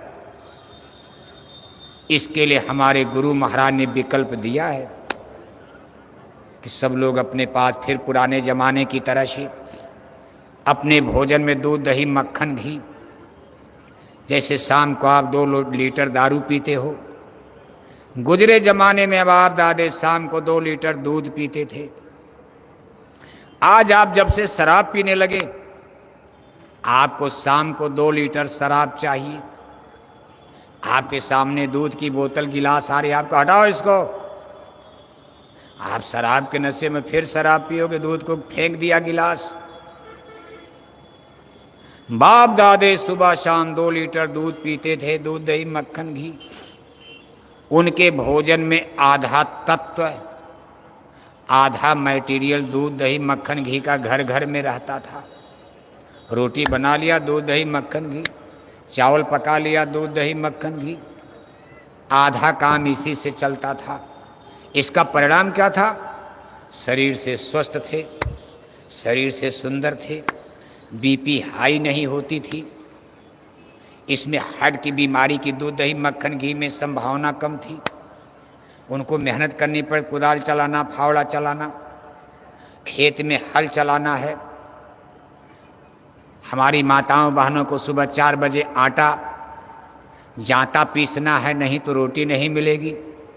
4 बजे उठ करके मूसल से धान कूटना, नहीं तो बच्चों को खिचड़ी चावल नहीं मिलेगा। बच्चे चावल ज़्यादा पसंद करते हैं, बचपन में रोटी कम खाते हैं। घर में चावल है नहीं तो मूसल तो चलाना पड़ेगा, नहीं तो बच्चे कहेंगे मम्मी भात चाहिए, चावल, और घर में चावल है नहीं, बाजारें थी नहीं, मशीनें थी नहीं, तो सब एक्सरसाइज, तो शरीर में बीमारियां कम थी, एक्सरसाइज, भोजन भी ज़्यादातर दूध, दही, मक्खन, घी, मछली, अंडा कोई कोई कभी कभी महीना 2 महीना में, कोई कोई आदमी वो भी हंडिया पकती घर के बाहर, उसका बर्तन घर के बाहर रखा जाता तो वही बनाओ महीना 2 महीना में, घर में मत लाना। दूसरी चीज, एक ये विकल्प है कि हमको आपको मछली अंडा शराब, मछली अंडा शराब तो आज ही बंद करवा दो, शराब बंद हो जाएगी कोई फर्क नहीं, कोई मरेगा। शराब बंद हो जाएगी कोई मरेगा नहीं, प्यासे नहीं मरेगा, पानी पिएगा, प्यास तो पानी से आए, शराब से जाएगी। शराब से भूख भी नहीं जाएगी, रोटी से जाएगी। इसलिए हमारे जीवन के लिए शराब निरर्थक है, लेकिन मछली, अंडा, मांस, चाहे किसी की मांस हो, गाय की, बैल की, सुअर की, मुर्गी, मुर्गा की, मछली है, किस्म किस्म के अंडे हैं, बत्तख का अंडा, सारस का अंडा, मुर्गी का अंडा, किसी चिड़िया का अंडा, खा करके लोग अपनी भूख मिटाते हैं, पेट भरते हैं। हमारा जीवन चल रहा तमाम लोगों का। अन्न की कमी हो सकती, सब्जी और फल की और हमारे आपके घरों में इस चीज की कमी, इसलिए ये चीज हमारे आपके लिए सोचने वाली है। इसलिए सब लोग फिर उसी तरह से, जब दूध दही मक्खन घी चाहिए, लोगों ने शराब छोड़ दिया, मछली अंडा छोड़ दिया, दूध दही मक्खन घी। इसके लिए 2-4 गाय भैंस आपको पालनी पड़ेगी। गाय माता जो सड़कों पर कट रही, लड़ रही, मर रही, एक्सीडेंट में लोग भारे गणात से मार रहे, किसानों के खेत को नुकसान कर रही, सब लोग गायों को अपने घर में रखेंगे। भाई 10 लीटर दूध घर में चाहिए, तो गाय भैंस की रक्षा अपने आप हो जाएगी।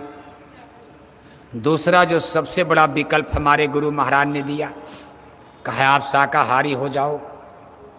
हमने आपने देर कर दिया। गुरु महाराज ने 1979 में ही कहा कि मैंने 25 दिसंबर 1977 में से लेकर 5 जनवरी 1978 तक काशी अहमदाबाद नगरी में साबरमती नदी के तट पर द्वितीय सतयुग आगमन यज्ञ करके उन्होंने कहा, मैंने देवताओं से कह दिया प्रस्ताव पास, खुश करके, क्या प्रस्ताव पास करो। देवताओं ने कहा महाराज खुश, आपने हम लोगों को इतना सम्मान, इतना भोजन दे दिया, हम लोग तृप्त हो गए, चलिए जो आप कहेंगे। गुरु महाराज ने, मैंने उनसे कहा कि अगर मैं भारत की जनता को शाकाहारी बना ले गया, अगर ये लोग मांस मछली अंडा शराब छोड़ेंगे तो इनका पेट कैसे भरेगा। देवताओं ने कहा महाराज हम सब्जी अनाज फल इसी धरती माता से 1 बीघे में 100 मन गेहूं, 100 मन गन्ना, 100 मन चावल, यानी जितना अनाज, जितना फल, जितनी सब्जी आज जितनी जमीन में आप पैदा कर रहे हो, देवताओं के कहने का मतलब था उतने जमीन में 5 गुना पैदा होगा। अगर 1 कुंतल आलू होता है तो उसमें 5 कुंतल होगा, 1 कुंतल टमाटर है तो 5 कुंतल हो जाएगा, 1 कुंतल दाल हो रही तो 5 कुंतल दाल होगी। देवताओं ने बड़ा अच्छा विकल्प दे दिया था कि आप इनको बंद कराइए। खैर गुरु महाराज लगे रहे, बंद तो नहीं हुआ। और जब बंद नहीं हुआ तो 5 गुना पैदा कैसे होगा। पैदा तो बढ़ोतरी तो हुई, बढ़ोतरी हुई, लेकिन सब्जी में कीड़े लग गए, दाल में कीड़े लग गए, महंगाई बढ़ गई, दाल खरीदना मुश्किल हो रहा है। अब आप सब्जी नहीं खरीद पा रहे हो, जबकि इतनी सब्जी मंडी बाजार में सब, लेकिन महंगाई, उसका प्रोडक्शन, अगर ये 5 गुना होता, उसमें भी कीड़े लगते हैं, उसमें तमाम केमिकल डाल करके प्रोडक्ट। लेकिन देवताओं ने जो प्रस्ताव दिया था उसमें केमिकल नहीं डालना, खाद उतना डालो चाहे ज़्यादा डालो, लेकिन 5 गुना अपने आप हो जाएगा। अब ये सब चीज़ें थोड़ा सुनने में संशय, गप लगता। पढ़े लिखे लोग कहते बाबा गुरु महाराज भी गप बोलते थे, उनके चेला लोग बोरा वोरा पहन करके 40 साल से गप्पे गप बोल रहे हैं, ये होगा वो होगा, वो हुआ कुछ नहीं।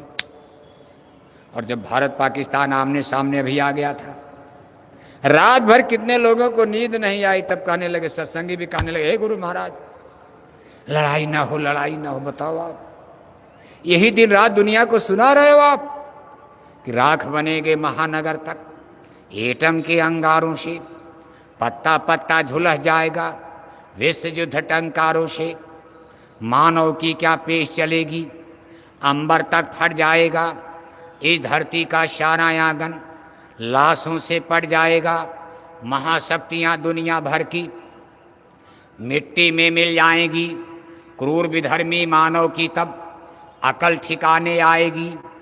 ऐसा भीषण बम भोले का तांडव होने वाला है, कलयुग में ही इस धरती पर सतयुग लगने वाला है। जागो जागो दुनिया वालों, समय बदलने वाला है। डम डम डम डम महादेव का डमरू बजने वाला है।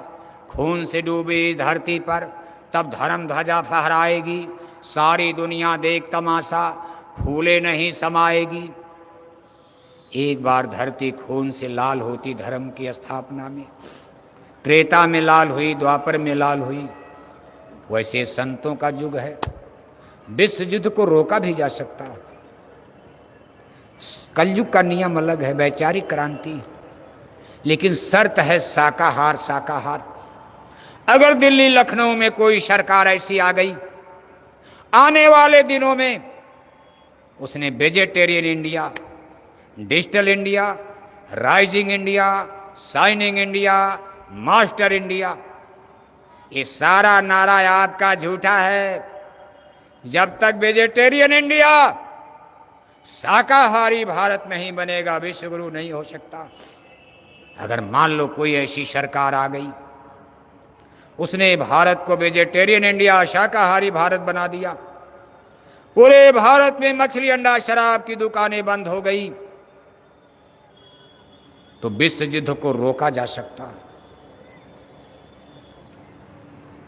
गुरु महाराज की दया होगी, पूज महाराज जी आपके सामने, फिक्र मत करना, मरना जीना तो लगा रहेगा, जिस दिन मरना है मर जाओगे, मर करके फिर आना, जुआ संगत में एडमिशन ले लेना, जुआ संगत संगठन, जुआ ब्रिगेड, पूज महाराज जी की जुआ ब्रिगेड तैयार हो रही।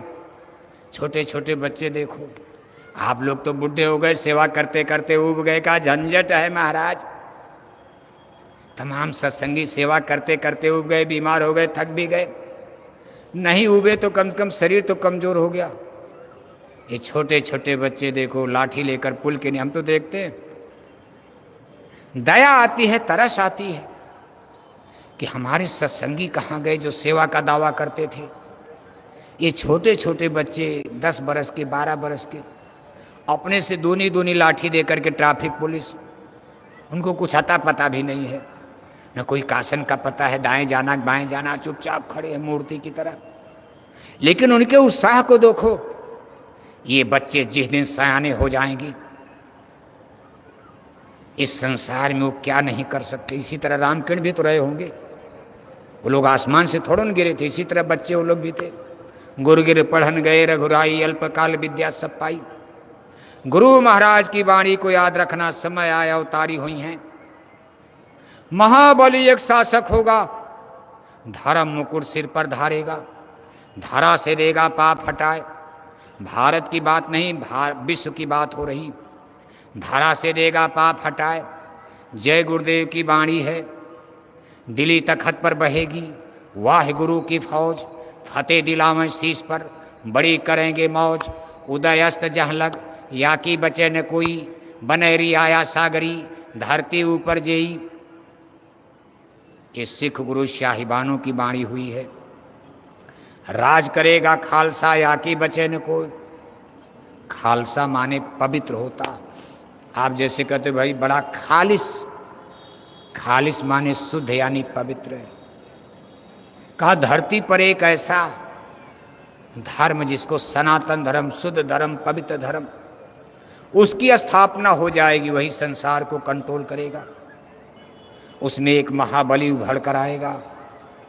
महाबली माने कोई पहाड़ नहीं, वो भी इंसान की तरह, मनुष्य की तरह, हमारी आपकी तरह, लेकिन संसार उसके सामने घुटने टेक देगा। वो भारत का होगा। पूरे भारत के सामने चीन, रूस, अमेरिका, सीधा इसकी सभी करेंगे। रूस, चीन और अमेरिका, रूस, चीन, अमेरिका घुटने टेक देंगे। लेकिन शर्त बहुत बड़ी लगी हुई है, दाव पर है जिंदगी संसार। आज संसार का भविष्य दाव पर लगा हुआ है। जैसे भगवान जोगेश्वर के ने कहा 5 गांव दे दो, यही 5 गांव दाव पर लगा है। दुर्योधन वो भी कर न सका, दुर्योधन ये भी कर न सका, आशीष हरि का न ले न सका। जब नाश मनुष्य पर छाता है, बुद्धि विनाश कर जाता है। अहंकार घमंड बुद्धि का नाश करता। दुर्योधन दुष्ट इतना भी नहीं कर सका। आज शर्त लगी है संतों महापुरुषों की कि दिल्ली लखनऊ की गद्दी पर बैठकर कोई माई का लाल भारत में मछली, अंडा, शराब की दुकान बंद करा दे। हमारे पूज्य महाराज जी धरती पर राम राज लाने के लिए जय गुरुदेव मिशन तैयार खड़ी, तैयार हैं लोग। बस अगर नहीं आता है, अगर ऐसा कोई भारत में नहीं आता है, दिल्ली लखनऊ में, तो निश्चय ही भारत में भी प्रलय मचेगी। पाकिस्तान, रूस, चीन, जापान में प्रलय मचेगी। सारे संसार में प्रलय मचेगी। और फिर तब दूसरा विकल्प, दो विकल्प है, मांस मछली अंडा दारू, यदि ना छोड़वा भाई, देशवा विदेशवा में हो जाई लड़ाई। मांस खोर मरी हैं हिंदू मुस्लिम और क्रिस्तान हो, बदली जाई दुनिया, बदली हिंदुस्तान तो बदली जाई दुनिया। ये दूसरा विकल्प है। भयंकर ऑपरेशन होगा, काउंटर होगा संसार का, और इसमें मांसाहारियों का बहुत बड़ा नुकसान होगा। तब नेचर, प्रकृति, कुदरत डंडा मार करके धरती को शाकाहारी बनाएगी। मांसाहारी मारे जाएंगे, शाकाहारी भी मारे जाएंगे। ऐसा नहीं कि शाकाहारी कौरव दल में ज्यादा मरेंगे, पांडव दल भी जिंदा नहीं बचेगा, वो भी मरेंगे। 5 पांडव तो जिंदा बचेंगे, लेकिन पांडव दल में भी तो लोग मर गए। मांसाहारी ज्यादा, शाकाहारी भी मरेंगे। जो उनसे लिपटे हुए हैं, जो उनसे चिपटे हुए हैं, जो शाकाहारी तो हैं लेकिन सनातन धर्म को जानते नहीं, मानते नहीं, संतों महात्माओं का अपमान करते हैं, तिलक टीका तो लगाते हैं, लेकिन हे विद्या तू बड़ी अविद्या, संतन की तय कदर न जानी। रामायण गीता पढ़ते हैं, कथा प्रवचन सुनाते हैं, लेकिन जय गुरुदेव मिशन को गालियां देते हैं, जय गुरुदेव मिशन का अपमान करते, कहते ऐसा है ऐसा है। ऐसे ज्ञानी विज्ञानी शाकाहारी भी मारे जाएंगे। और जब ये युद्ध सता समाप्त होगा कि सारा संसार आपको वेजिटेरियन लाइफ सिस्टम, केवल शाकाहारी नजर आएगा। मांसाहारी मरे, शाकाहारी मरे, जो बचेंगे शाकाहारी। शाकाहारी ज्यादा बचेंगे, मांसाहारी कम बचेंगे। लेकिन जो मांसाहारी बचेंगे अगले दिन कान पकड़कर शाकाहारी हो जाएंगे। जैसे कोरोना में आपने देखा, बहुत लोग मन बना लिए कि अब कि हमारी बीवी की जान बच जाए, हम शाकाहारी हो जाएंगे।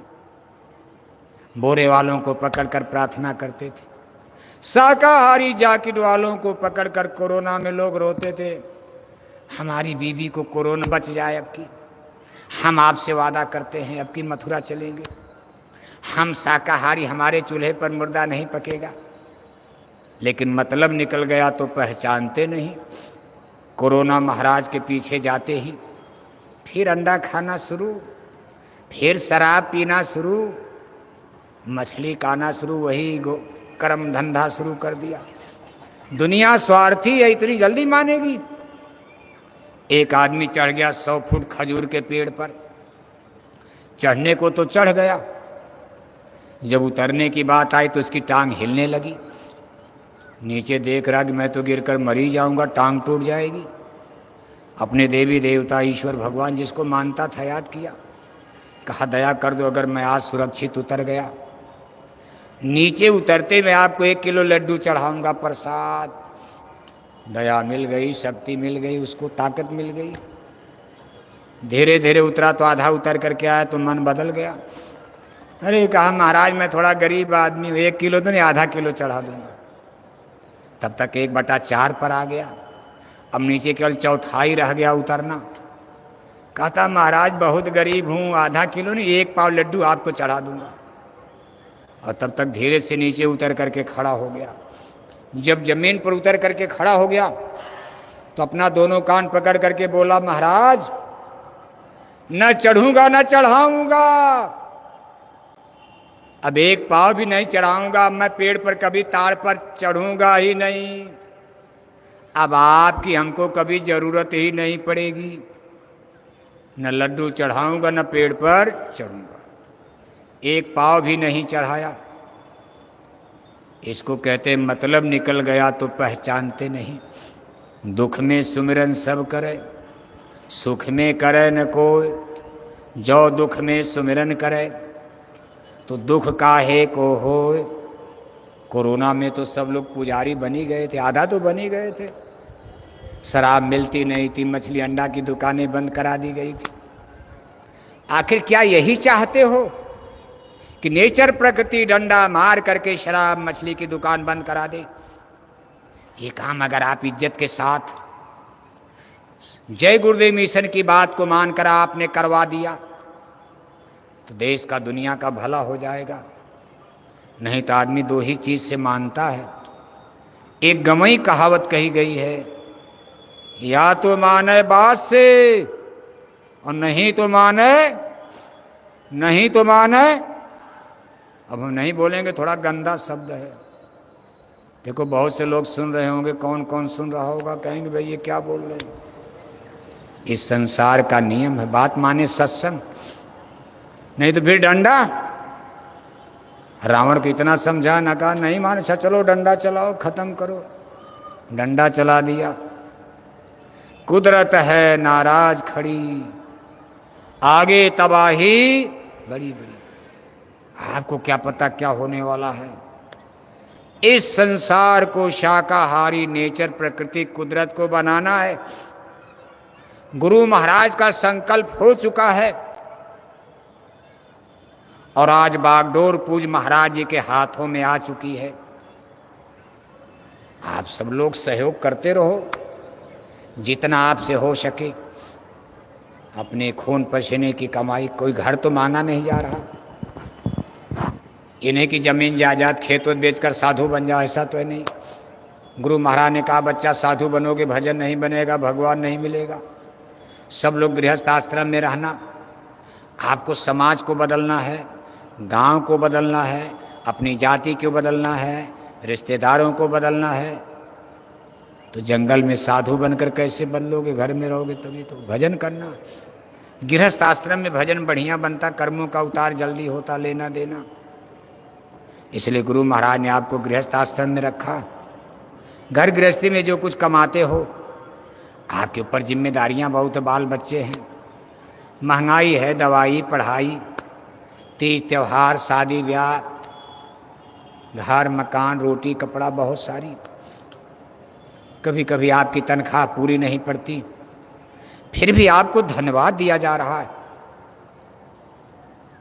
क्या आप उसी में से निकाल करके इतने बड़े मिशन का इतना बड़ा कार्य जो पूज्य महाराज जी के द्वारा संचालित हो रहा है, आप लोगों के खून पसीने की कमाई से, आप लोगों के ही चंदा चुटकी से, आप लोगों के ही दान दक्षिणा से देखो चल रहा है।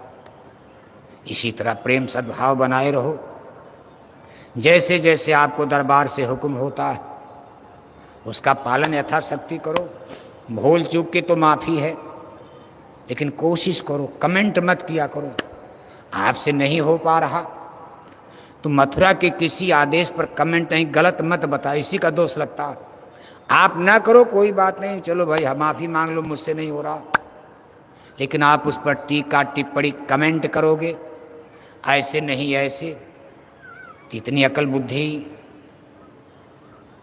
मथुरा दरबार के हुक्म का उल्लंघन करने वाली, इस पर टीका टिप्पणी करना, गलत बताने वाली बुद्धि किसी के पास नहीं है। क्यों होता है, कैसे होता, आपको क्या पता? वो कैसे है आया, वो कैसे पला है, हमें क्या पता है, तुम्हें क्या पता है? जगत का मसीहा बताते चला है, कहूँ सो करो बस इसी में भला है। जो दरबार का हुक्म हो जाए, पैसा दो पैसा, आप उसका अनुपालन करते रहो। शाकाहारी जैकेट पहनकर समय समय पर आप शोभा यात्रा निकाल कर प्रचार करो, प्रचार करते रहना। चंदा चुटकी गोलक में अपने घर में निकालते रहना। जनता को बताने समझाने के लिए पत्रिका, यहाँ देखो आश्रम से भी दूरदर्शी आवाज, लोगों तक इसको उनको समझाओ, क्योंकि आप बता कर आओगे भूल जाएंगे। पत्रिका हाथ में रहेगी, थोड़ा पढ़ेंगे। अपने घर में उसको मत, आप तो पढ़ते नहीं हो, बगल में पड़ोस में किसी को दे दिया करो, उसका लाभ मिलेगा, नया आदमी पढ़ेगा तो, क्योंकि पैसा लगा है ना। अभी देखो पूज्य महाराज जी बाराबंकी में काफिला, इतनी कड़ाके की गर्मी में पूरा करके मथुरा लौटे, भंडारे का कार्यक्रम हुआ। कल से पूजन प्रारंभ है, चला भी कल शाम तक। मुहूर्त तो कल शाम तक का है।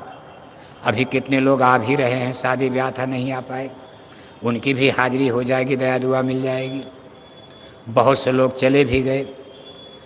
फिर भी आप इतनी बड़ी, हम तो सोचे 500 आदमी भी नहीं मिलेंगे, लेकिन अभी देखो हम तो ऊपर से देख रहे बहुत बड़ी संख्या अभी मौजूद है। कल भी समापन तो कल है। कल का दिन जय गुरुदेव मिशन के इतिहास में बहुत महत्वपूर्ण है। कल इसी समाधि स्थल पर परम पूज्य स्वामी जी महाराज के पार्थिव शरीर को चंदन की लकड़ी पर मुखाग्नि दी गई थी। उसी समय यहाँ समापन होगा सत्संग का। 21 मई को कल सायंकाल, सुबह भी सत्संग होगा, शाम को समापन। उसके बाद आपकी पूरी छुट्टी, सेवादार रहेंगे। ये सब देखो, आपका मौसम खराब चल रहा, सामियाना है, तंबू है, टेंट है, रावटी है, ये सब आश्रम की चीज़ है, गुरु महाराज की संगत की चीज़ है। तो सेवादार रुककर इसको जल्दी जल्दी समेट लेंगे। पूज्य महाराज जी मई जून के महीने में देखो आश्रम पर ही रहेंगे। दर्शन दीदार के लिए आप यहाँ आ सकते हो। बीच में खेतौरा भी जा सकते हैं। सबके पास मोबाइल है, पता लगाते रहना। मई जून के महीने में गायों के लिए भूसा की खरीदारी होती है। भूसा सेवा सब लोग इसी महीने में करते हो। जो भाई बहन अभी नहीं दिए हों भूसा सेवा, कुछ न कुछ गायों के लिए भूसा सेवा आप यहाँ जरूर रजिस्टर में दान कर देना, चाहे जिले के रजिस्टर में, चाहे सीधे अब यहाँ आ गए तो महाराज जी को भी सीधे दे सकते हो। अगर आपके ज़िले के अध्यक्ष के लोग वहीं रजिस्टर में दे दे भाई भूसा सेवा में, पूज्य महाराज जी के पास पहुँच जाएगी, गायों के लिए भूसा की खरीदारी हो जाएगी। जुलाई के बाद, जुलाई में देखो 8 जुलाई से 12 जुलाई तक गुरु पूर्णिमा, वो भी 5 दिन का कार्यक्रम धूमधाम से मनाया जाएगा।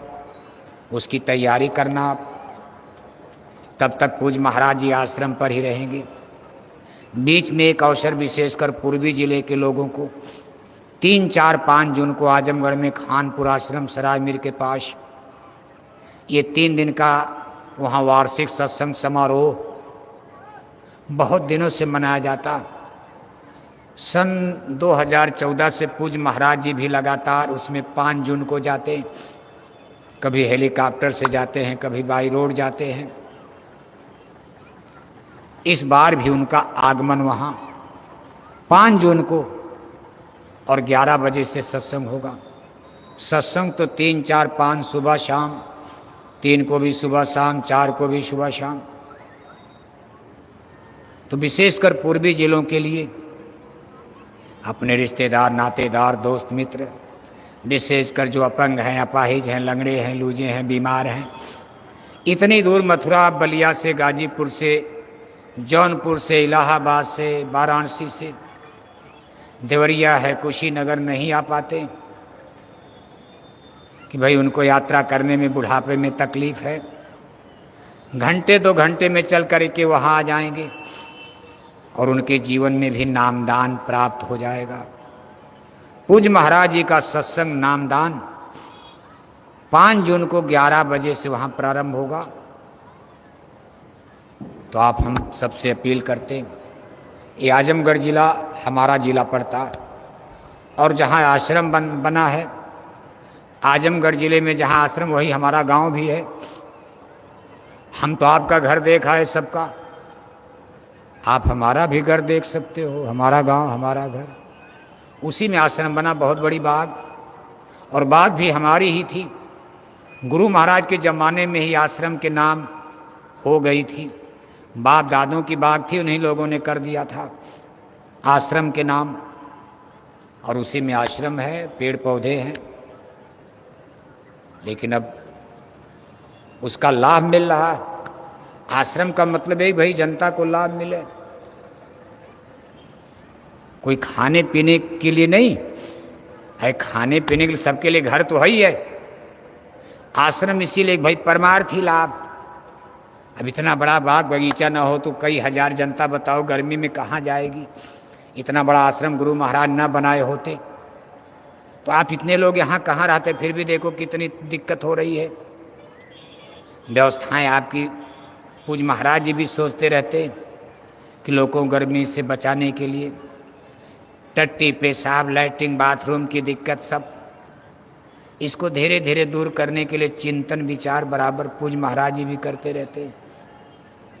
हमारे जितने राष्ट्रीय कमेटी के जिम्मेदार पदाधिकारी सब लोग इस पर विचार कर रहे हैं कि प्रेमियों को थोड़ी तकलीफ टट्टी की पेशाब की पानी की, कभी कभी टट्टी पेशाब की दिक्कत, क्योंकि सब मकान बन गया। पहले जंगल था, लोटा लिए चले गए, अब कहाँ जाओगे, किसी के घर के सामने झगड़े करा दोगे। और दिक्कत है, टट्टी रोकी नहीं जा सकती, पेशाब रोकी नहीं जा सकती।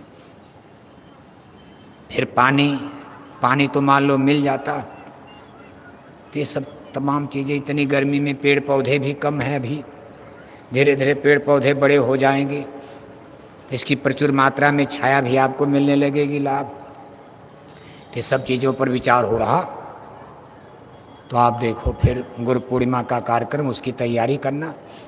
गुरु पूर्णिमा के बाद पूज्य महाराज जी का फिर काफिला चलेगा, सूचना आपको बाद में मिलेगी। वो निरंतर जाड़ा गर्मी बरसात की परवाह किए बिना ये निरंतर क्यों चल रहा है, कभी सोचते हो आप सोचते हो बैठे रहो प्रचार बाद में हो जाएगा। अरे कुदरत है नाराज खड़ी, आगे तबाही, कब कुदरत रास्ता रोक दे, कब ये प्रचार उचार बंद हो जाए, अभी युद्ध हो जाए, क्या सत्संग करोगे आप। तमाम लोग इसीलिए नहीं आए कि भाई लड़ाई हो रही, परमिशन नहीं मिल रहा था।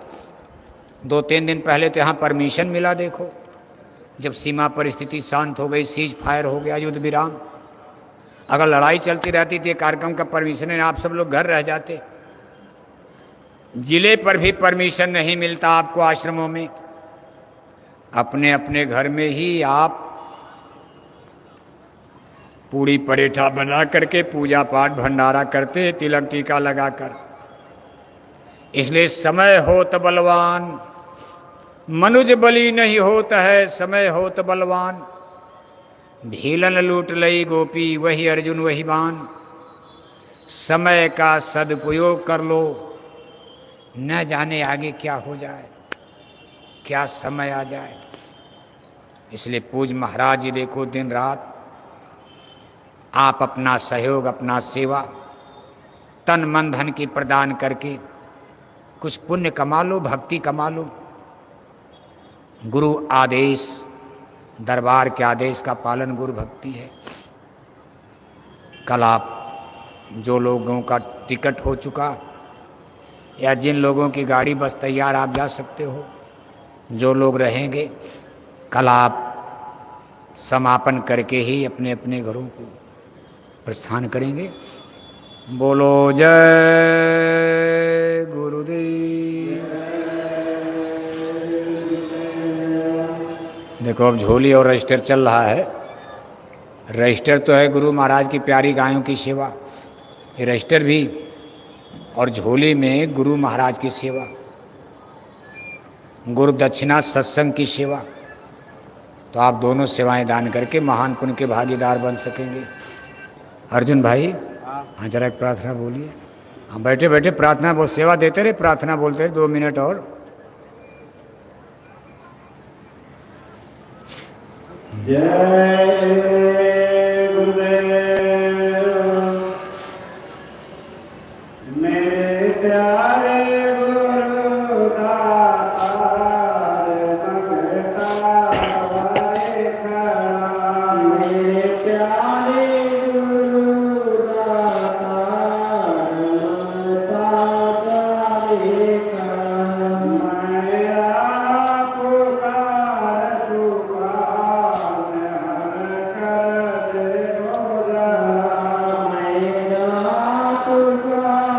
पुकार